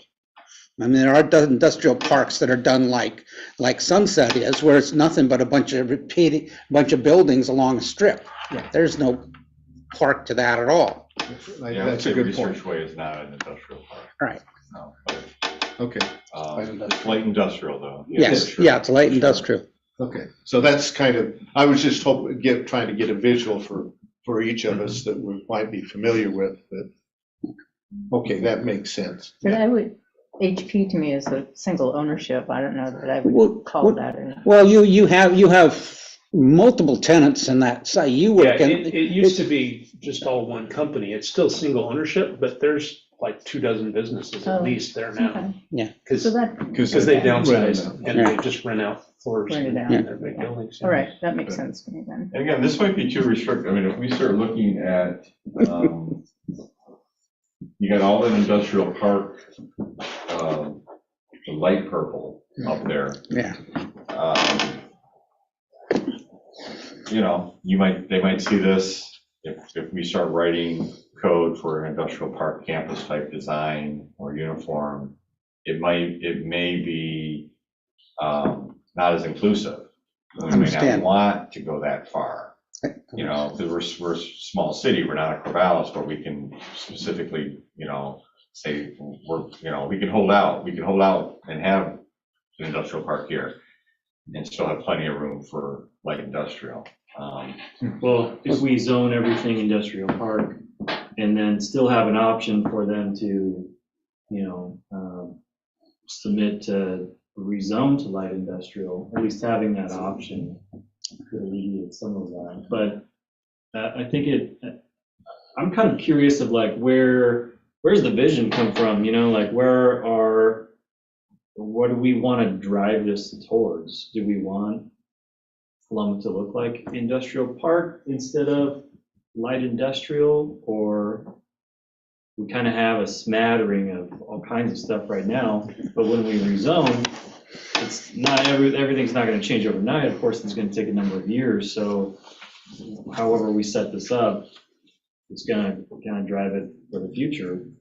So I'm not sure we all have the same clarity of vision. So I'm kind of wondering what's the source? Like, can we all get on the same page on that? My comment, you're going to say, I'm sorry, go ahead, Ruth. go ahead, Ruth, I didn't see. Well, from my personal perspective, not as a counselor, I would love to have a true industrial park in that portion of Philomath. I think it would be incredibly attractive. But for that to happen, it seems that you either have to have single ownership or some type of cooperative ownership where everybody's going to agree to the same landscaping standards and building standards unless we specify them. But how do you make that happen? Yeah, I think we would specify in the code.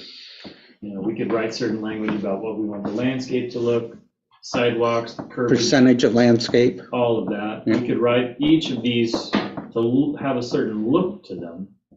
But I'm talking about, once we have that written, then we decide we rezone, like what big chunks of Philomath, which chunk do we want to look like industrial park? Which chunk do we want light industrial?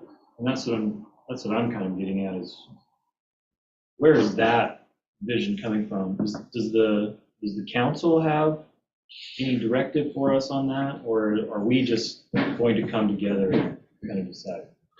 There's I some, think it starts here. We have current zoning, these three current zones. we have current zoning, and we've got some direction from the analysis that was done during the economic analysis.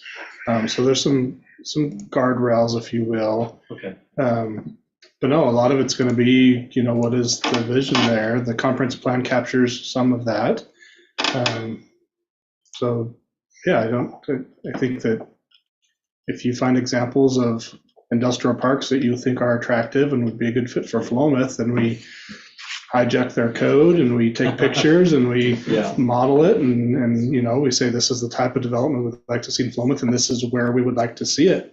That's the exercise we're undergoing right now. Yeah, because I don't mean to reach too far, because I'm reading into this and thinking like, even in the C1, 2, and 3, we want to drive pedestrian traffic. Well, we have the whole bike path to tie into also, and there's traffic concerns that we had mentioned, the whole highway going right down the middle of everything.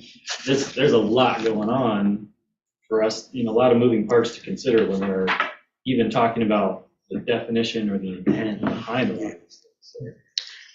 Well, and let me ask, you brought up this whole traffic and everything else.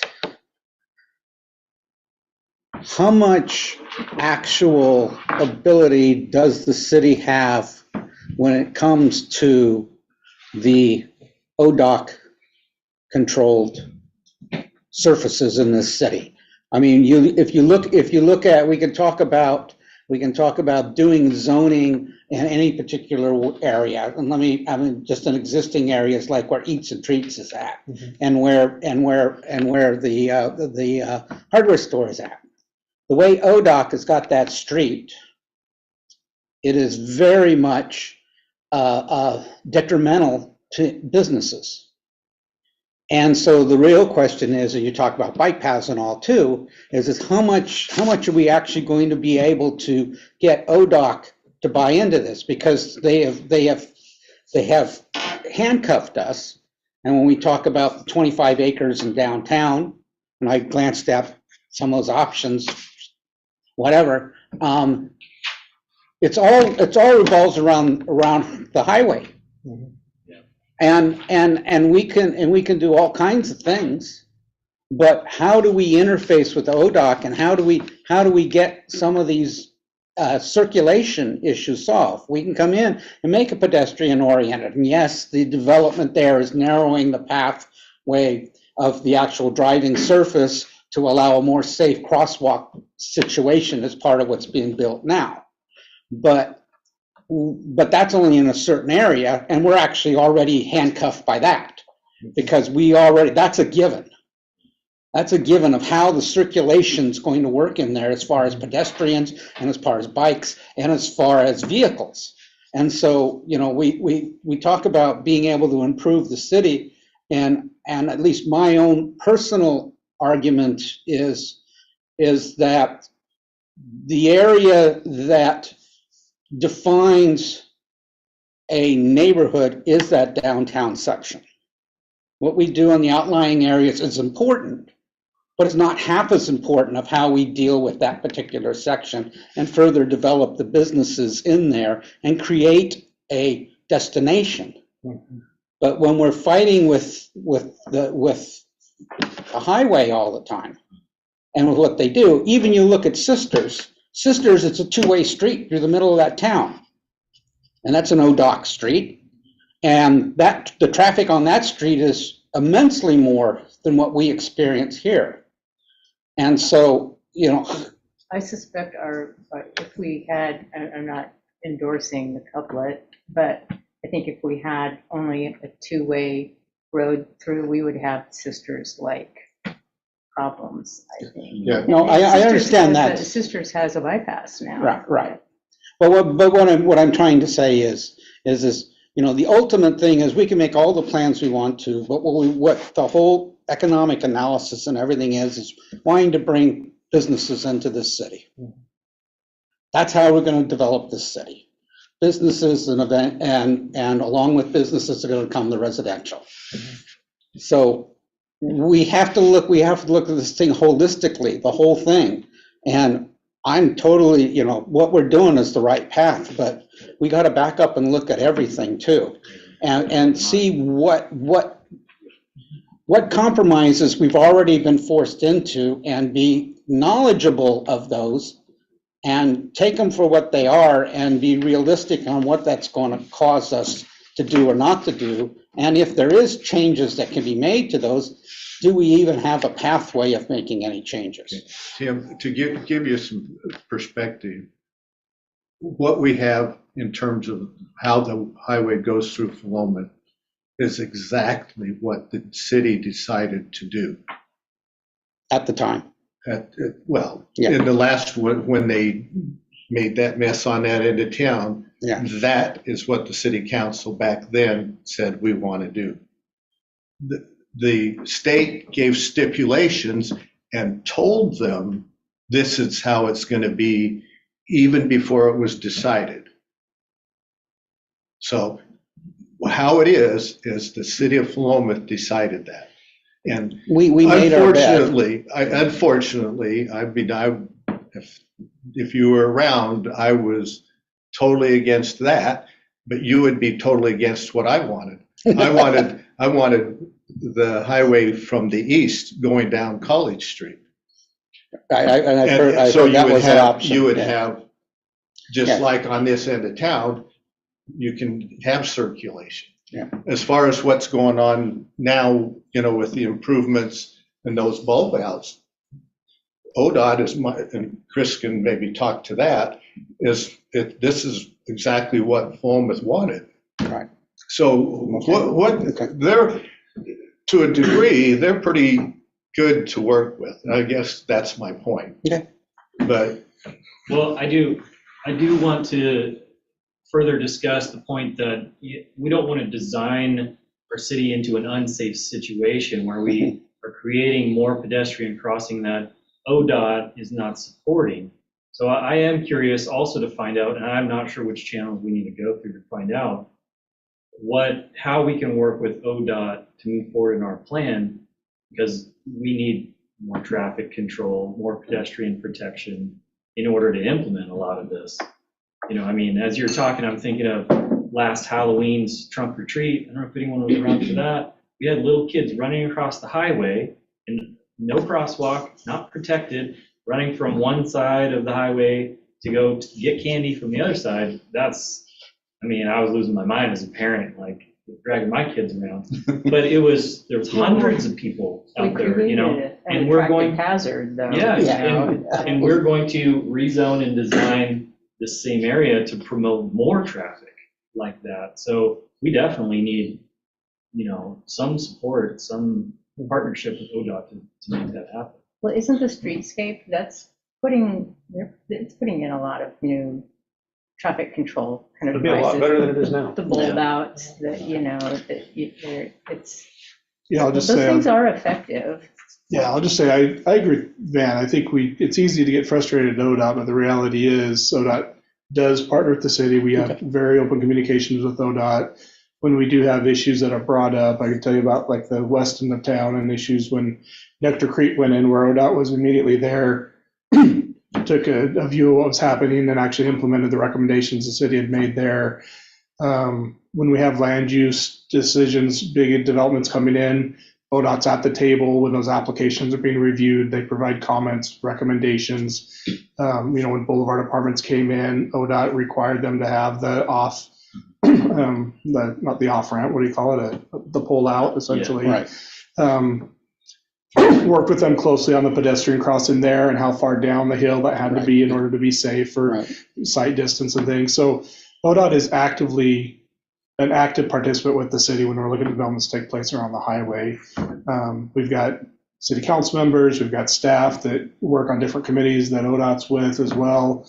I serve on the technical advisory committee. Matt Lehman serves on capital policy board. And so we've got a good footing with ODOT. I would say we have a good relationship with ODOT, both as an organization and even their personnel locally.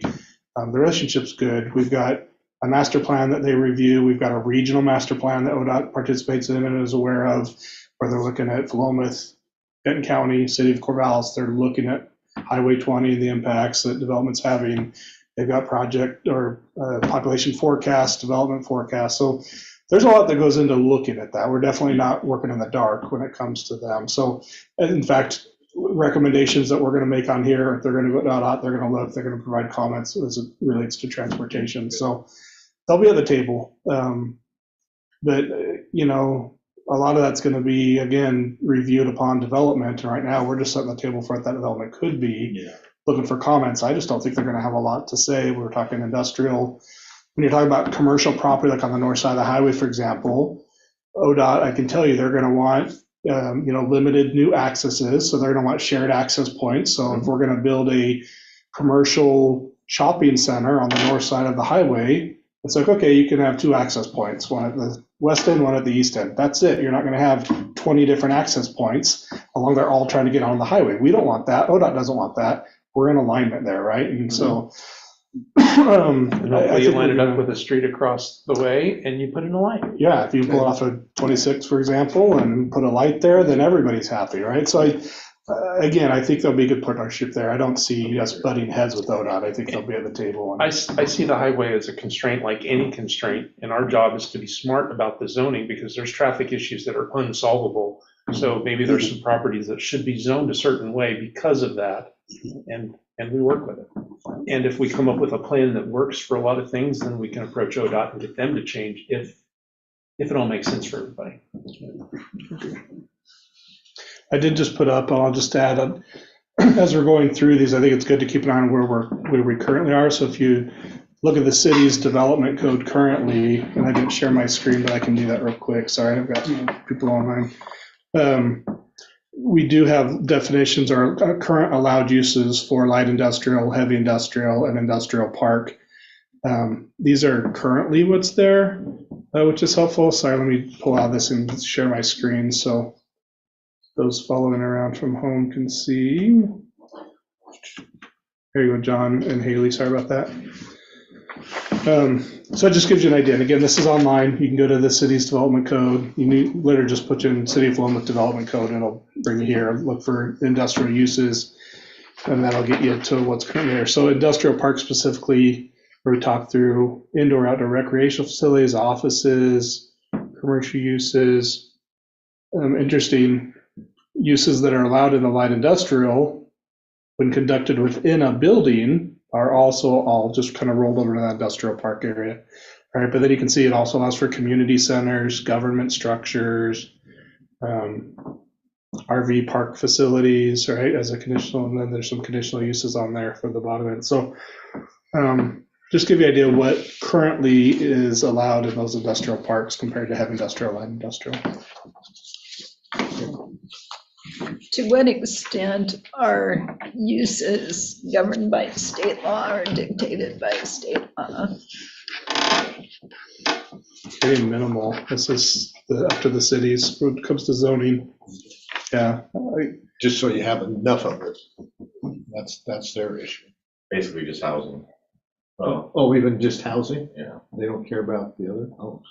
Well, they care about like employment if you're trying to grow or expand your UGB or something like that. They'll make you allocate some of it for employment, but mostly, I think most of the regs that I've seen focus around housing.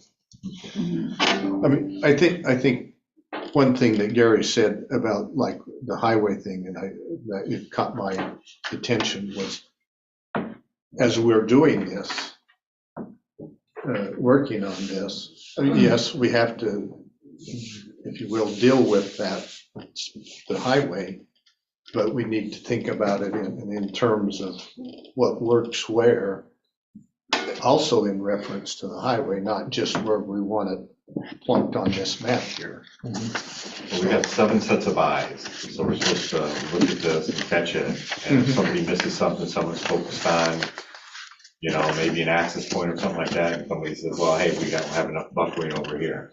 That's why there's a commission here. We all got to look at it, we'll all come up with something. I think we always have together, you know, you're gonna look at a site plan or a project a little bit different, and you're usually gonna add value to it, so. And I'll throw in that over the past year or so, from time to time, I've taken a look at the current map and done some walks around neighborhoods and looked at what makes sense, like bunching together and like, why is this and that's that, and they're right there. And, you know, there's some things to me that are really obvious that we ought to do with the map, and some things that are like, you know, what should we do here? So I've been very eager to get to the point where we redefine our new zoning so that I can go do that again and say, okay, with our new zones, what makes sense to me? And then we'll all come together, hopefully having done that kind of homework. In terms of these industrial park, light industrial, heavy industrial, is there any questions or that you have about any one of them, or I preferred something was said a little differently, or again, this isn't a finished product, but you know, to give staff if there's any changes we might want to see in it, or like I say, if there's any questions that we have about it. It's not a question, but I guess just a thought that I question some of the words in the industrial park and like talking about high tech. But then also looking at all those uses between industrial and light industrial currently, and try to figure out if there's a way to kind of clarify the intent a little better. I think we've, in the recent past, segregated some things between industrial park and light industrial for very specific reasons. And we probably should dig into that a little bit and clarify the intent of these, because there were some things that were done with intent that we could mess up either intentionally or unintentionally. Well, I think by Chris bringing that, showing that of what's currently there, I think I had when I started working on this thing, and I didn't even look at what's there now. And there's some value in that. Yeah, there's some value in doing that. But you also need to look back to kind of see, Yeah, oh, wait exactly. a minute. this is what Right, was- exactly. Because, was it like 2 years ago, year and a half or something, we very specifically put RV parks into the industrial park and not in light industrial because of where our current light industrial is. And so, you know, we could inadvertently, Right. you know, swap that and do something very contrary to what was done before. Yeah. Like I said, intentionally or unintentionally. So then right now there isn't any, other than a few words or something, or do you want to talk about that high-tech thing a little more? Yeah, I Did don't know that. Did you not like it? Well, I think that's one option, but it kind of reads like it's almost for that. Whereas, like the first sentence, an environment where high-tech uses and functions such as, I mean, there's also some really low-tech stuff that totally fits an industrial park that's business. So I don't have answers. I need to do a little homework before I can even really pose my questions better. But in your mind, that's too confining, probably. No, I think it doesn't matter. I think what you want to do is not be more restrictive. I think you want to have it be a little bit more wide open. And I don't think a couple of words that say it was high tech, that anybody can read into that this industrial park is just for high tech.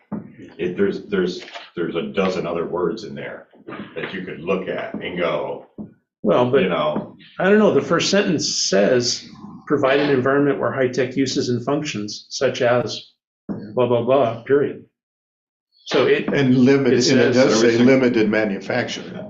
Yeah. If you take away high tech, if you say an environment where engineering, design, research and development, I mean, it's the same thing. High tech is just a warehousing and an assembly operation. Yeah. Yeah, High tech. I think it's different.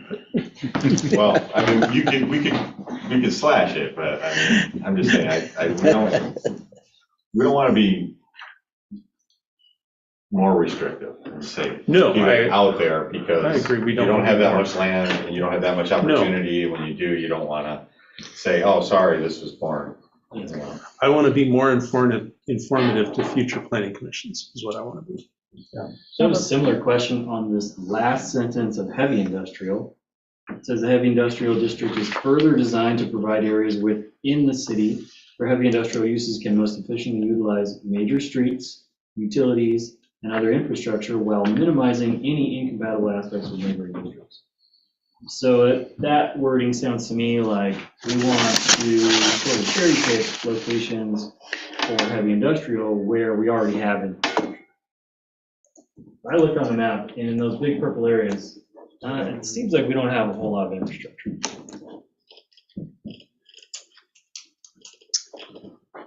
The heavy industrial we have today is generally built out with heavy industrial right now. You could swap it for a different heavy industrial, but mostly that's developed heavy industrial land or going to be developed heavy industrial land. The RV park being probably the glaring exception on there, but. But this sentence here, I mean, is this really our intent?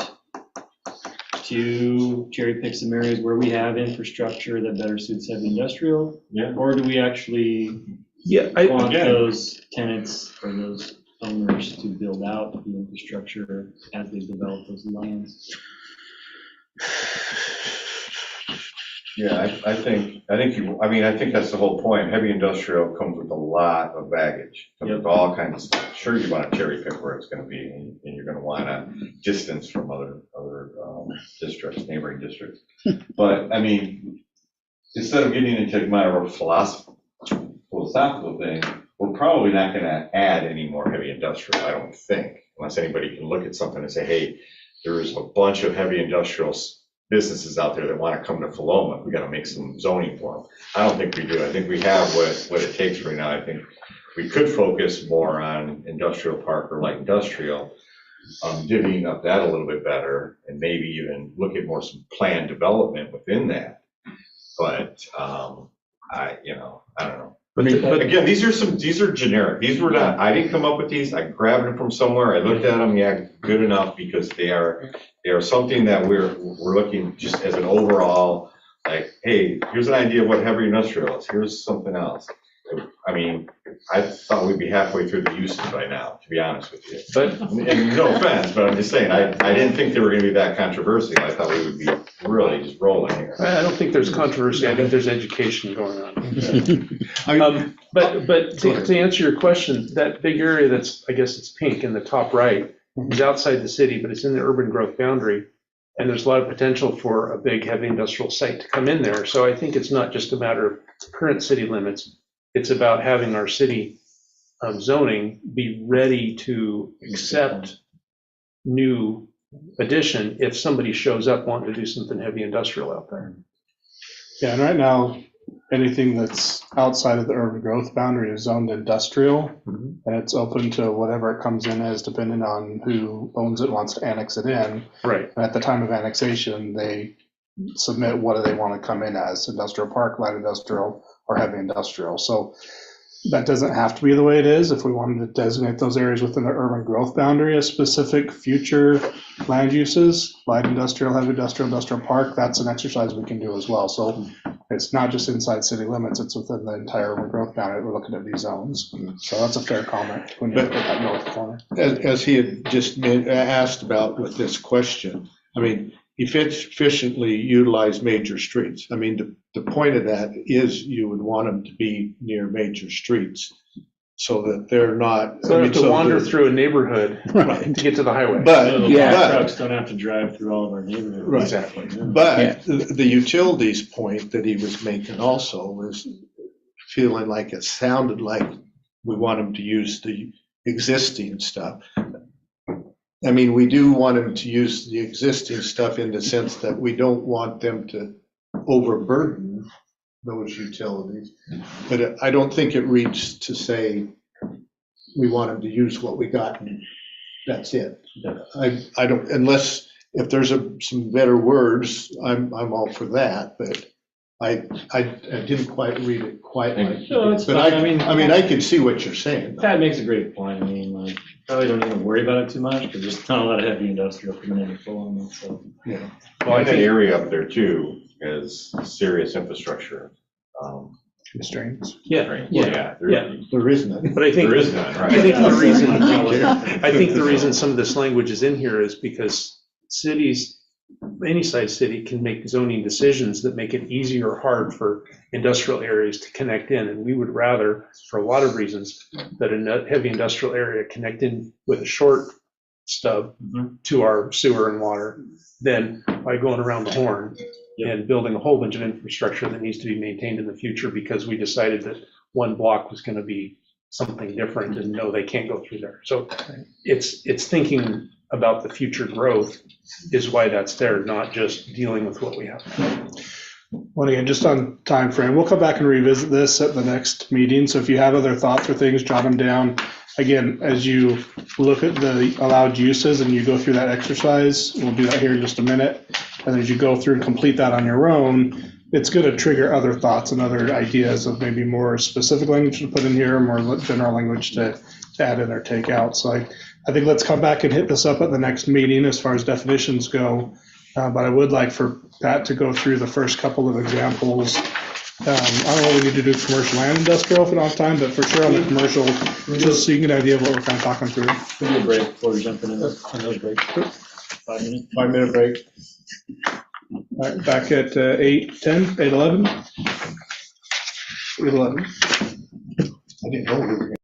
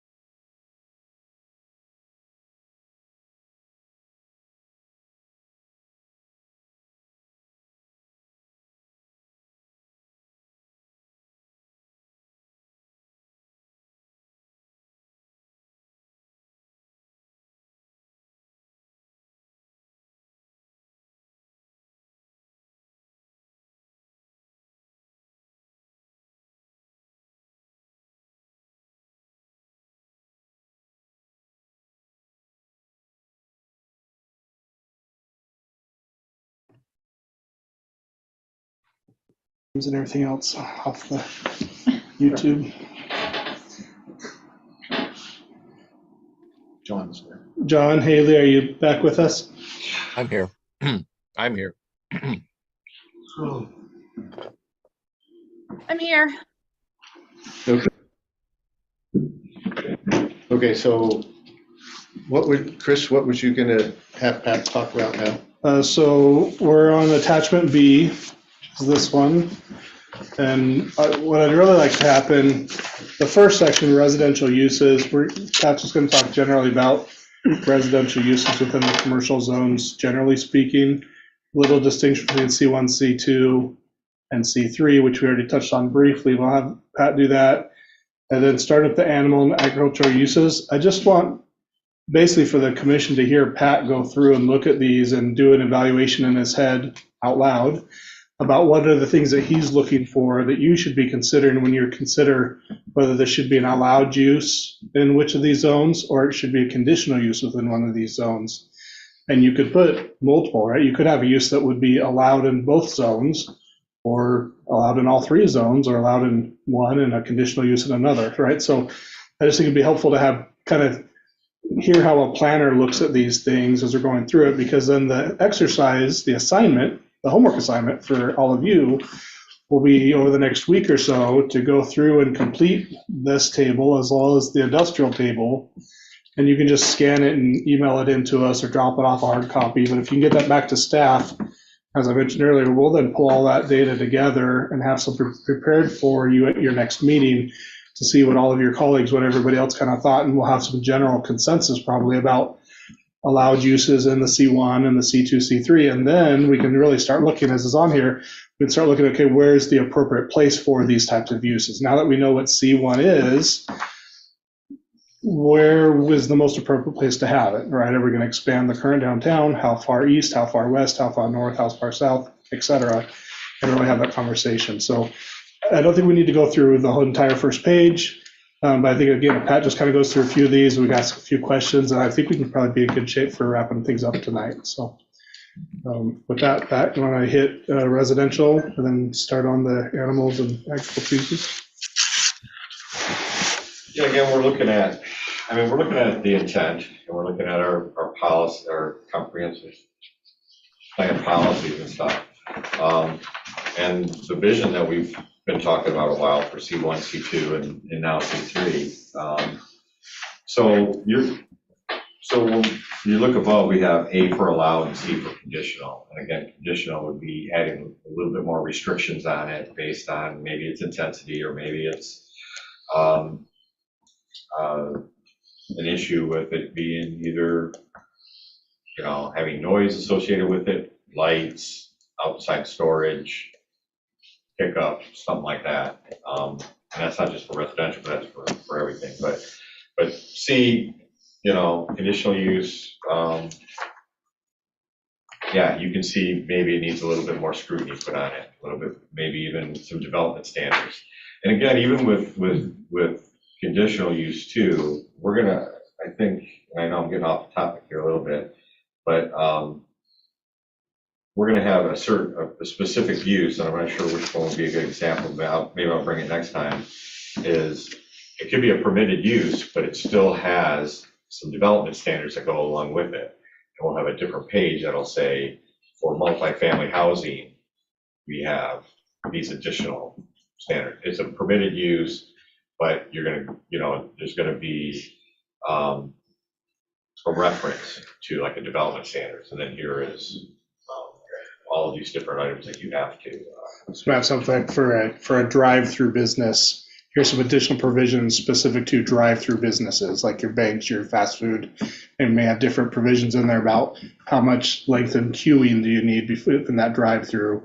The decibels of the intercom system, the light of the intercom. So all of those drive-through businesses are going to be treated somewhat the same, but they're going to be different than everything else in that allowed in that zone. But you're just going to have some additional conditional uses there. They're going to be applicable to any type of business that fits that, like drive-through or whatever it might be. So so that's why when we're saying you got allowed, yeah, pretty much straightforward type of use. But if you see something, one of these uses, you can say, C has maybe an issue that may take a little bit more scrutiny or oversight on, but C, that's conditional. And we'll talk about those too. I think some will be obvious, and some I think maybe just talking through it, we'll be able to judge, yeah, maybe it does need some additional standards, or maybe it doesn't. And again, this is something we want to do because whatever use goes in, it's going to affect whatever use is around it, whether it's just more commercial or residential behind or residential above. Now that we're going to start really promoting that. So home occupations.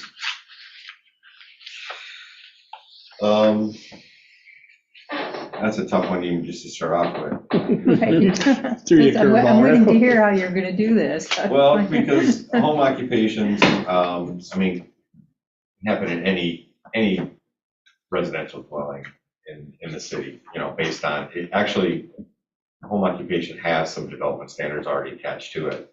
Are we going to be allowing that in the C1? Because the C1 mostly is going to be apartments or condos above. It may not be appropriate. I would probably say, so if neither one applies here, this is the other thing. We're going to put a dash through it. So if it doesn't apply, if we don't want it in that zone, or it doesn't apply, or it should not be in that zone, we'll put a dash through it. C2,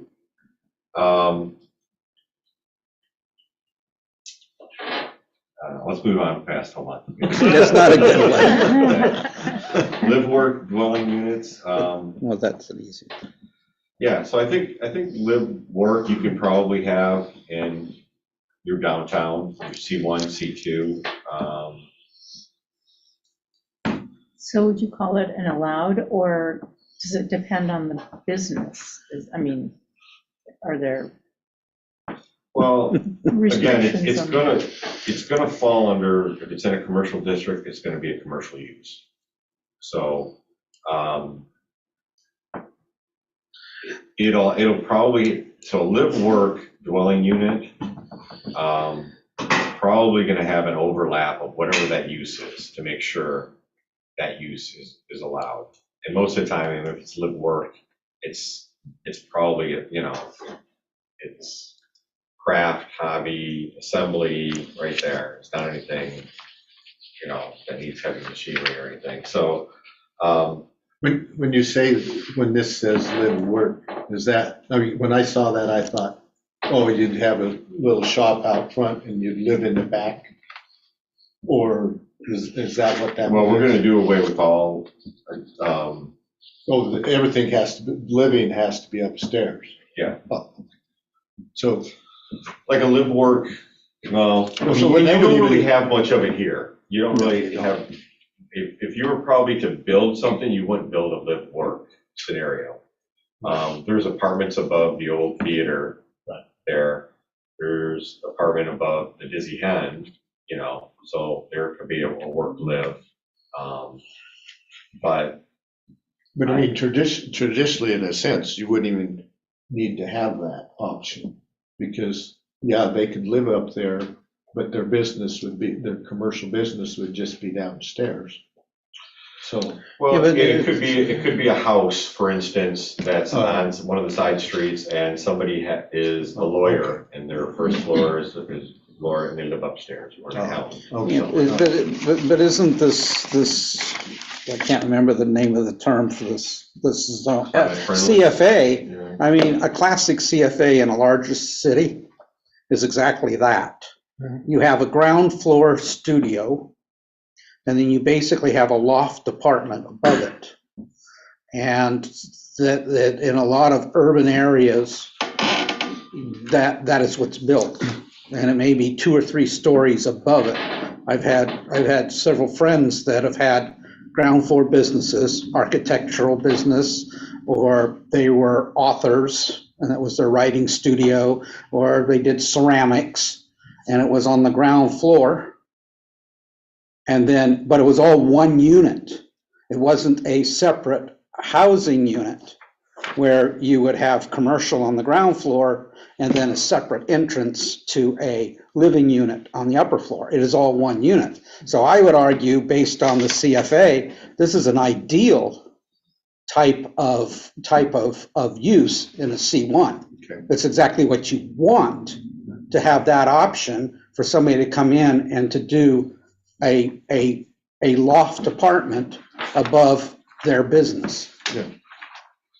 Well, part of this too is that, like I said, we have a lot of houses here, and we're not gonna be able to get rid of them all at once. So they're gonna linger on. Yeah. But for someone to have the possibility, I don't think you're gonna come in and build a lot of work-live units in a small, in a city like this size. But isn't the existing zoning that we have there, I'm sorry, Office residential? isn't that fundamentally what the office residential is? Yes. So what I would argue, yeah, it would be an approved for a C1. Because that's exactly what OR is now. Yeah, live work dwelling, we just don't have a great definition in our current code of live work dwelling. It can, Yeah. in fact, some of these others down here are a live work dwelling, but they just call it something different. So I don't get caught up to it. I might put allowed use for C1, C2. The distinction I would make is that in the C3, we don't want to encourage housing in the C3. That's really more, think of your shopping center, your mall, your whatever, and that's not necessarily a place within that zone that we want to be going up above with those. So I would limit the residential within the commercials to the C1 and C2 and not allow it in the C3. And this exercise we're doing right now is to talk through this, Yeah. the logic of what we're doing. So So again, you're gonna see a lot of the residential. We don't really want the residential in the C3. So a lot of that you're gonna get for loft apartments. C1, yes, allowed. C2, definitely allowed. Do you see any possibility for conditional use? Not necessarily, but I would say. Well, Pat, I put conditional use just because it'd be conditional upon being on the second floor or above, which would be kind of a blanket condition. But it's already gonna be. But it's already in there, so. it's gonna be in the development code. No, it's gonna be flat out, yeah, straight code, I think. Yeah. For, nothing, or second floor and above. Multifamily dwellings, so this is another thing that, depending on how we define it, is multiple family, like dwellings, apartments, if they're apartments, second floor and above, you've got a 3-story building, someone comes in, you call that multifamily. There's multifamily dwellings. So I think some of this is gonna depend on how we define multifamily dwellings in a C1 or a C2. It seems like a lot of it comes down to, is there a separate entrance, or is it all one unit?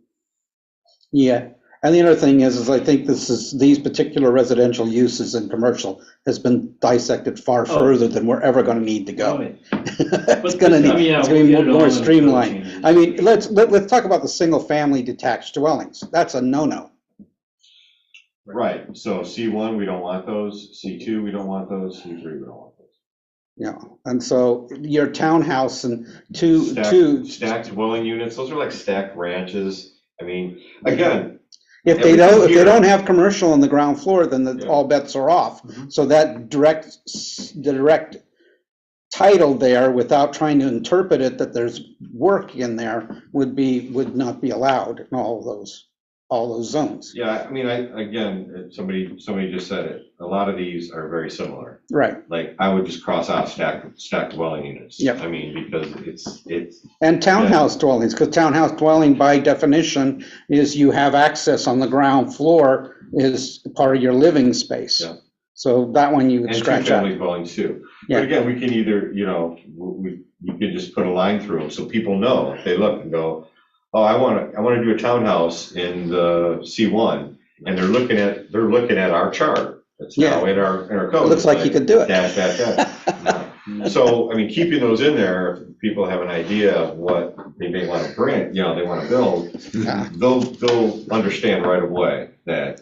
I would argue to do it just the opposite way, because the one that you don't put in there is the one that's going to come out to bite you. Yeah, so. That they come in and say, well, I want to do this. Well, that's what he was saying, leave it in there. No, just the opposite, because if you leave it in there, you've now defined a category. If you don't put the category in there, you don't have another category that you can define something in between, is where I'm going with it. So animal and architectural uses. Agricultural. I'm an architect. I'm not a. So pet grooming, I know what they call some obedience, things. training, they take a little bit more, like yard area. It can be loud, barking, definitely no. Could be indoors though, right? Could be indoors, but even indoor, now you're talking about the high cost of soundproofing and stuff. I would say for like pet grooming,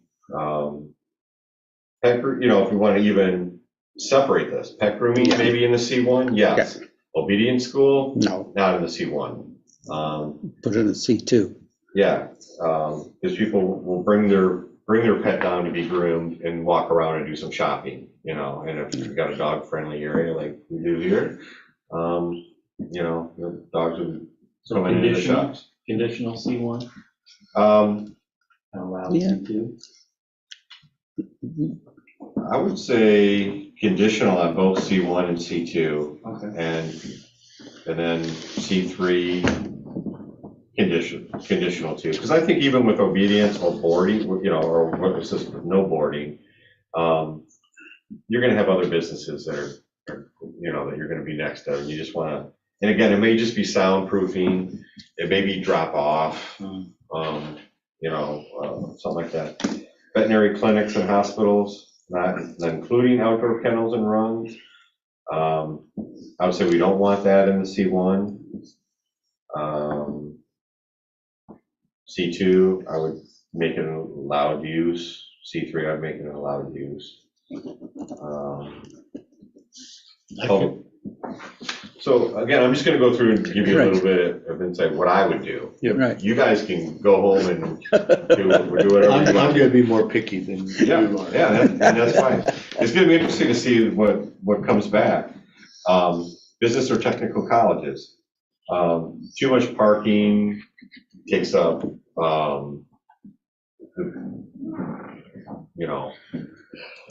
prime commercial use that could be used to, for a service industry to bring more people down. Business or technical colleges, they're gonna bring the students down, and that's it. You could say that, they might contribute to lunch, Yeah. but again, you're taking up prime space. So I would say in the C1 downtown core area, no. I would say in C2, I'd say no, but I would make it an allowed use in a C3. Institutional places of worship, including other facilities, normal, incidental, large scale churches, definitely not C1, definitely not C2. I think it's up for discussion in a C3, but I would personally say no. How do you define a large-scale church? It said excluding large scale, but yeah. I know. Oh, I'm sorry. How do you define? I think it would be just how, built for 200 people, or is it built for 400 people? But where's that line? You actually see a lot of churches going into like old strip malls and shopping centers that have got vacancies, and you see churches going there, but you're not going to fit through 200 people in there. You're going to get 50, maybe 60, 70 people in there, but it's going to be, the size of what you'd get in like a retail store. But that's fairly common now. You see a lot of churches going into those, but there's parking requirements and those other things. So I've seen big churches going, remember Circuit City? You guys used to have Circuit Cities out here, and they all went bankrupt. Yeah. And they had these big boxes. Yeah, and churches go in there, and they have 500 people. Yeah. And granted, they're only there on the Sunday morning, but there's, but the thing is, the thing that's different, again, is traffic issues. They're all let out at the same time. When you have a retail store, you got this come and go kind of rollover. But with churches, you got everybody coming in once and everybody leaving at once, you know, so.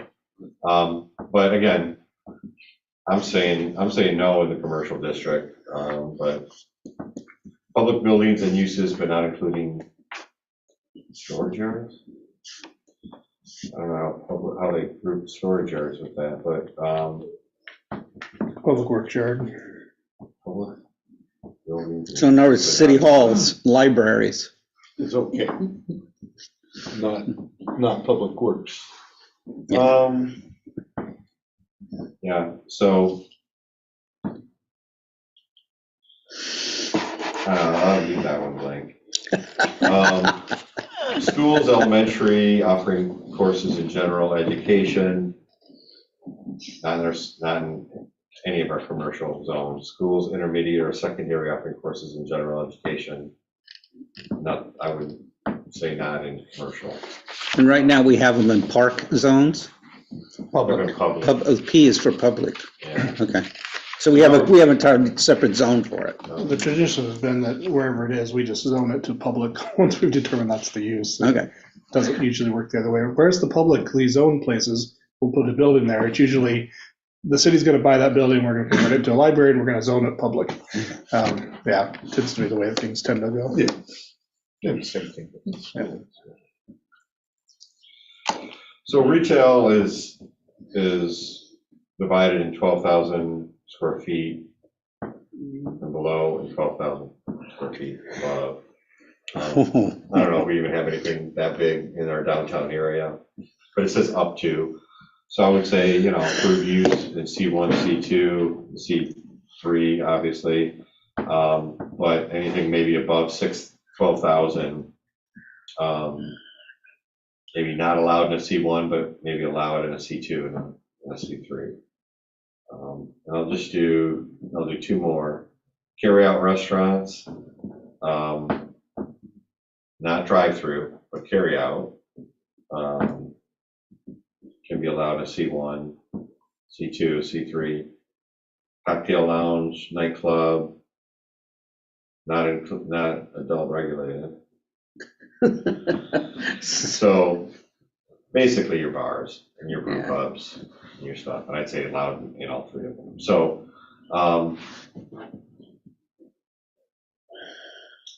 something that fits commercial, residential, we're really kind of staying away from there. But I think just taking a look at each one of these and and thinking about, like what Tim was saying about walkability of the downtown too. Is this something you're going to park? You're going to maybe go from one use, one business to another business and kind of walk. You know, it's going to fit in the synergy of your downtown, or is it something like a car wash? You don't want your downtown, maybe your C2, maybe it could be in front of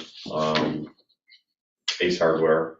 You could have, it could be there, could fit, or maybe it belongs in C3, which is more, again, outside of our main part of town, main part of C1, C2. Or maybe industrial. Could be even industrial, yeah. Did you already have anything to say about the current office residential zoning? Because there's been a lot of discussion about that and maybe having a mixed use or something zoning. So are you thinking now that based on this, we would be moving towards just C1, C2, C3, and then the industrial zoning, and not have anything like a mixed use sort of zone or anything like that? I think your C1 and your C2 are going to be your mixed use because they're going to be residential above. Right. The OR is just that it's, you're allowing office and commercial in it.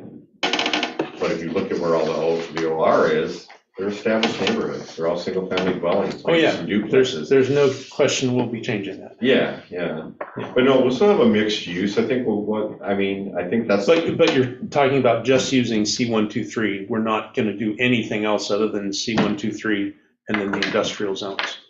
And the residential, and And the then straight there'll up be residential residential. zone. There's, Well, we talked about, we're gonna have an overlay and it may be a combination, the CFA and your downtown core overlay may be the same, And they may have a few extra elements of planning, that go along with either building something from new or reoccupying something existing.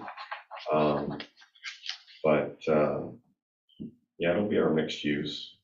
But we'll all have, we'll bring some good examples from that. I think maybe we need to bring more examples, some stuff to weigh against each other when we start talking about some of the districts that we're going to create or we're going to change. So. I can see John's question. Oh, John, I'm sorry. Thank you. I have a couple questions. One is, as we do this exercise, if we indicate a conditional use, do you want us to take the next step and try to identify what those conditions would be? I think so. It'd be helpful. Just jot down a few notes, a few bullet points. The other thing, I'm not quite sure how to say this tactfully, but I just feel like what I bring to this exercise is going to be considerably less value than, say, what Van would bring or what Gary would bring, just because of their experience and knowledge. Is that a concern, or are you guys offering any kind of remedial education for some of us newer people? We all even it out. We'll all even out the average. John, I'll just speak. I think if you look at it, I would look at it from a consumer standpoint, right? You've been a consumer your whole life, so look at it from, if you're driving into town, you live in town, where is it that you want to go to do your pet grooming, right? Do you want to try to find a place to park downtown and then walk your dog a block or two to, get to the groomers? Or would that be more appropriate in the C2 where you've got a parking lot defined and easier access to get in and out with your dog? Or, do you want to go to the big shopping center where there's a huge parking lot? And again, then you got to walk your dog from the big parking lot to the specific store you're going to, or the groomer that you're going to. So you can look at it from the consumer standpoint, might help you on some of these. But then you also might look at it from the business owner perspective. If you owned I'll just stick on dog groomer, if you were a dog groomer and wanted to open a store, where would the ideal location for you to be to get the best experience for your customers, right? The greatest number of customers and the best experience for your customers. Where would you ideally like to locate? Do you want to be right in the downtown core with all the pedestrians going around and all the hustle and bustle of the downtown core, what you would imagine a busy, thriving downtown? Or would you rather be on the outskirts of that a little bit where, you don't have all that pedestrian traffic and you've got more vehicles, et cetera? So maybe those are two lenses to kind of help as you're going through. If you get stuck, think of it from consumer and think of it from a business owner. And then in all case fails, and just figure out what Pat would do, just do that. Third choice. Sure. So, Thank you. Sure. Has C3 been defined anywhere? I mean, where are we thinking C3 is going to be? Location? Yeah. No, I think the focus here is this. I mean, I guess in Pat and I's conversations, we've been looking at the area, the east end of town, north of the highway, where you'd have some larger properties that aren't currently developed. For any of the C3 uses we've been talking about so far, you're going to need some larger splotches of land. A lot of the current commercial land is already divided into small little parcels. So, to purchase 5 or 6 of those lots in order to put a small grocery store, for example, is going to be challenging as opposed to some more virgin land out on the east end of town. So that's where we kind of have it penciled in as we were writing through and developing these. But it's still open if we find other areas. I think you could argue south and north side of Chapel Drive, if, currently that's all zoned residential. If you wanted to have kind of a commercial node out there and do some stuff, you can make an argument, both sides of that. I just came up with a couple that either way, so it's open, but that's generally where we're thinking is that north side of the highway. That's where we've had some interest from property owners. Seems to make the most sense. But that'll be part of the discussion next month, once everybody's got a better feel for what exactly is C3, right? And then we'll look at on the map, okay, where do we want, here's what C3 is, here's the allowed uses in C3, where's the best place on the map to put those? So we'll do that exercise next month. So just to kind of wrap this up, so we're supposed to go through these allowed uses in the commercial and industrial zones and do the exercise that Pat was working with us on, trying to show us what he would do and look at Adam. Get that back in, you said, in about a week? If you can get it to us by, middle of the next week, then that gives us a few days to pull together. We'll include, within the next day or two, we'll get a survey out for a next meeting date sometime in May, but it won't be the first Monday of May because we know there's already conflict there. And maybe the first Tuesday of May, there's a conflict. So we'll put a couple dates out there that work. And then about a week before that meeting, we'll send a packet out that'll have everybody's results. If you've got specific comments about the definitions of the commercial or the industrial zones as have been presented, include that as well. We'll just pull all that together and just include all of that too. So we won't summarize that. We'll just copy it over and just pull it all together so you can see that. And then that first meeting in May, as is here, we're just talking allowed uses and those kind of the definition of those three. And then the second meeting in May, so the third Monday, is when we'll really start looking at, these considerations. There's 4 bullet points there. And there's that 4th bullet point that you were just talking about, Darlene, extend commercial zoning east along the north side of the highway. So that'll be that second meeting, really looking at the map. And for that meeting, for sure, we'll get you larger copies of the map with the current zoning and all that to kind of help. So. Okay. Does that all make sense for everybody? So middle of next week. I just got a comment, Chris. The city staff and whatever have been hearing, I'm asking this as a question kind of rhetorically, but has been hearing from various property owners interest in doing things on their property where it's not currently zoned to do. And you're going to be able to bring that to the table when we start talking about locations. Yeah, and you'll hear it more when there's recommendations there and we do that outreach to those property owners. Right. Many of whom we haven't had any conversations with. And they'll be invited to come provide public testimony. So we'll have a hearing. Right. There'll be some comments before the hearing, but mostly we want to capture that information for the public hearing. Right. But we got to have something to present them with, right? Right. You put it out there and either they'll hate it or they'll love it, or you'll never hear from them. And they'll be like, whatever, I just bought the property 20 years ago. I plan to hang on to it for another 20 years and I don't plan to develop it. Yeah. You won't hear from some people. Others will hear from. But we've at least heard, as we've just said openly, we've heard from some property owners that there is a desire for example, some commercial property there. We've heard from others that are light industrial in between Applegate and Main Street. They're like, yeah, my property much better used as commercial than light industrial.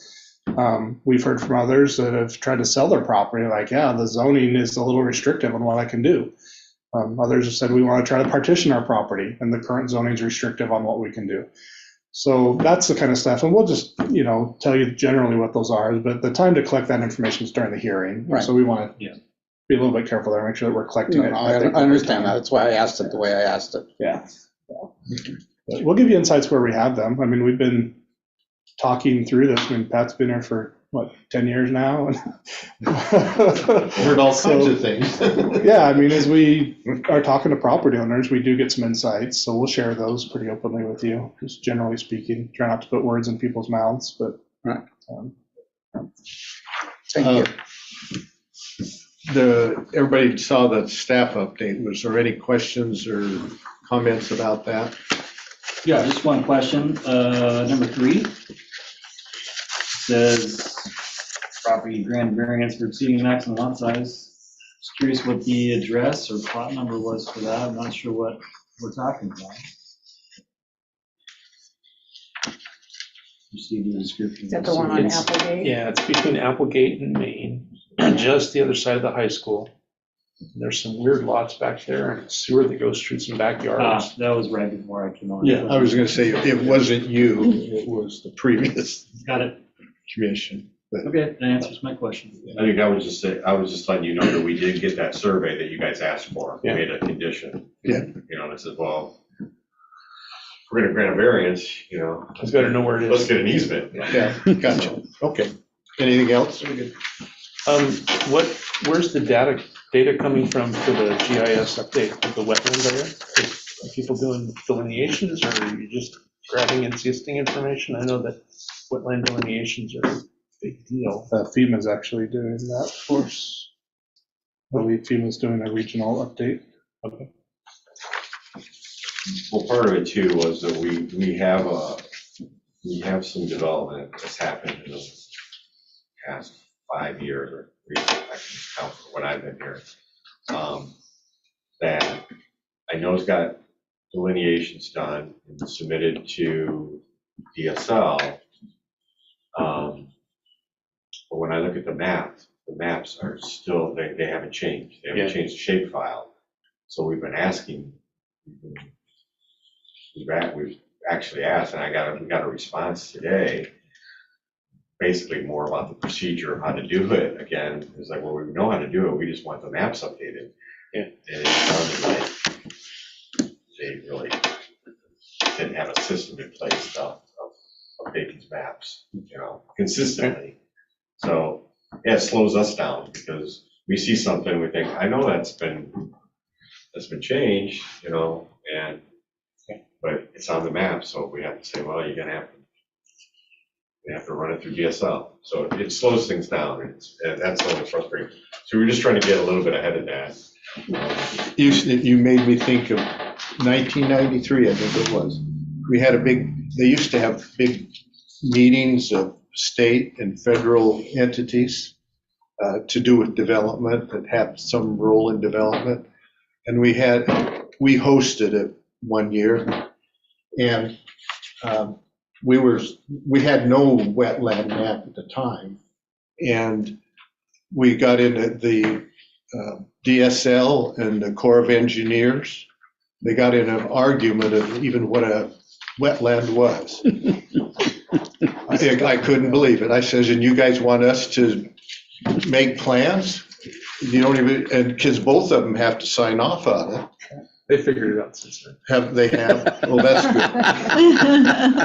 And I'll apologize, I rescind my answer. I saw wetlands and I went floodplain. FEMA is updating our floodplain maps. They are not updating our wetlands maps. I apologize. Okay. All right. So wetland stuff is. Does everybody there's a couple of things. Does everybody need a digital copy of the zoning map? So we can just I'll send that out to everybody. Sure. Would it be the same as on the website, or would it be a larger format like he was Well, that's what requesting? Because even the ones on the website, even the 11 by 17, when you zoom in, it's really grainy. We give you a larger one. It'd be nice if it was a higher resolution. Yeah, we can get that from Steve. Maybe we should put it on the website too. Yeah. And then there's another thing that I think might help you, and we can send out the link, and that is, well, let me, I guess, run it through Chris. We have the Philomath viewer, I think, and it basically is showing all of infrastructure underneath, but it also shows wetlands, as a wetland overlay on it. It's got some other stuff. It's got easements, it's got alleys, it's got some other things. That's okay to give that link out, isn't it? Yes. You guys should all have that. Yes, please. That'd be Format great. is in, it's just a web browser, Yeah. or can we download it like a No, it's a web KML? browser. It's a browser. You make me think of, with the new folks on the commission, did you get the comprehensive plan studies that were done, like on economics? Yes, And it was in that binder that was about that thick that I read through. Okay. Because that Housing needs analysis. Yeah. And the and that EOA. stuff. Yeah. Okay. Okay. At least the one I got had all that. Yeah, there's even more stuff out on the website. Okay, well, yeah, that's there too. So we'll get you a good clear map, a little bit more crystal, and then we'll give you just the link to this. And just look at it. It's got, like I said, it's got other layers on it that the county GIS map doesn't have for specific to Philomath. They don't have the wetland overlay, they don't have infrastructure. And you can click on, you can like turn on water and it'll be blue lines. You'll see blue lines everywhere. You can actually click on that line and it'll tell you if it's a 6-inch or an 8-inch. We'll probably spend some time next meeting and just do a little tutorial Yeah. orientation, kind of walk through that. Also, whatever CFA documentation you guys are using as a reference would be great, even if it's just a link to direct us where to find that. Or do you have more than this? There's more than that. Okay. So get this in next midweek next week. They're gonna do a poll for that first meeting in May, and then we will have the third meeting, the third week, Monday meeting in May. Yeah, right now, we don't have any land use plans for any more. Any more public hearings, at least not for May. Is there anything left, or anybody's got for the good of the order? Then we'll adjourn the meeting. Thank you. Yeah. Oh, Under our 3-hour time. Thank you, John. Thanks, Haley. Yeah, thanks. Thank you. Thank you all.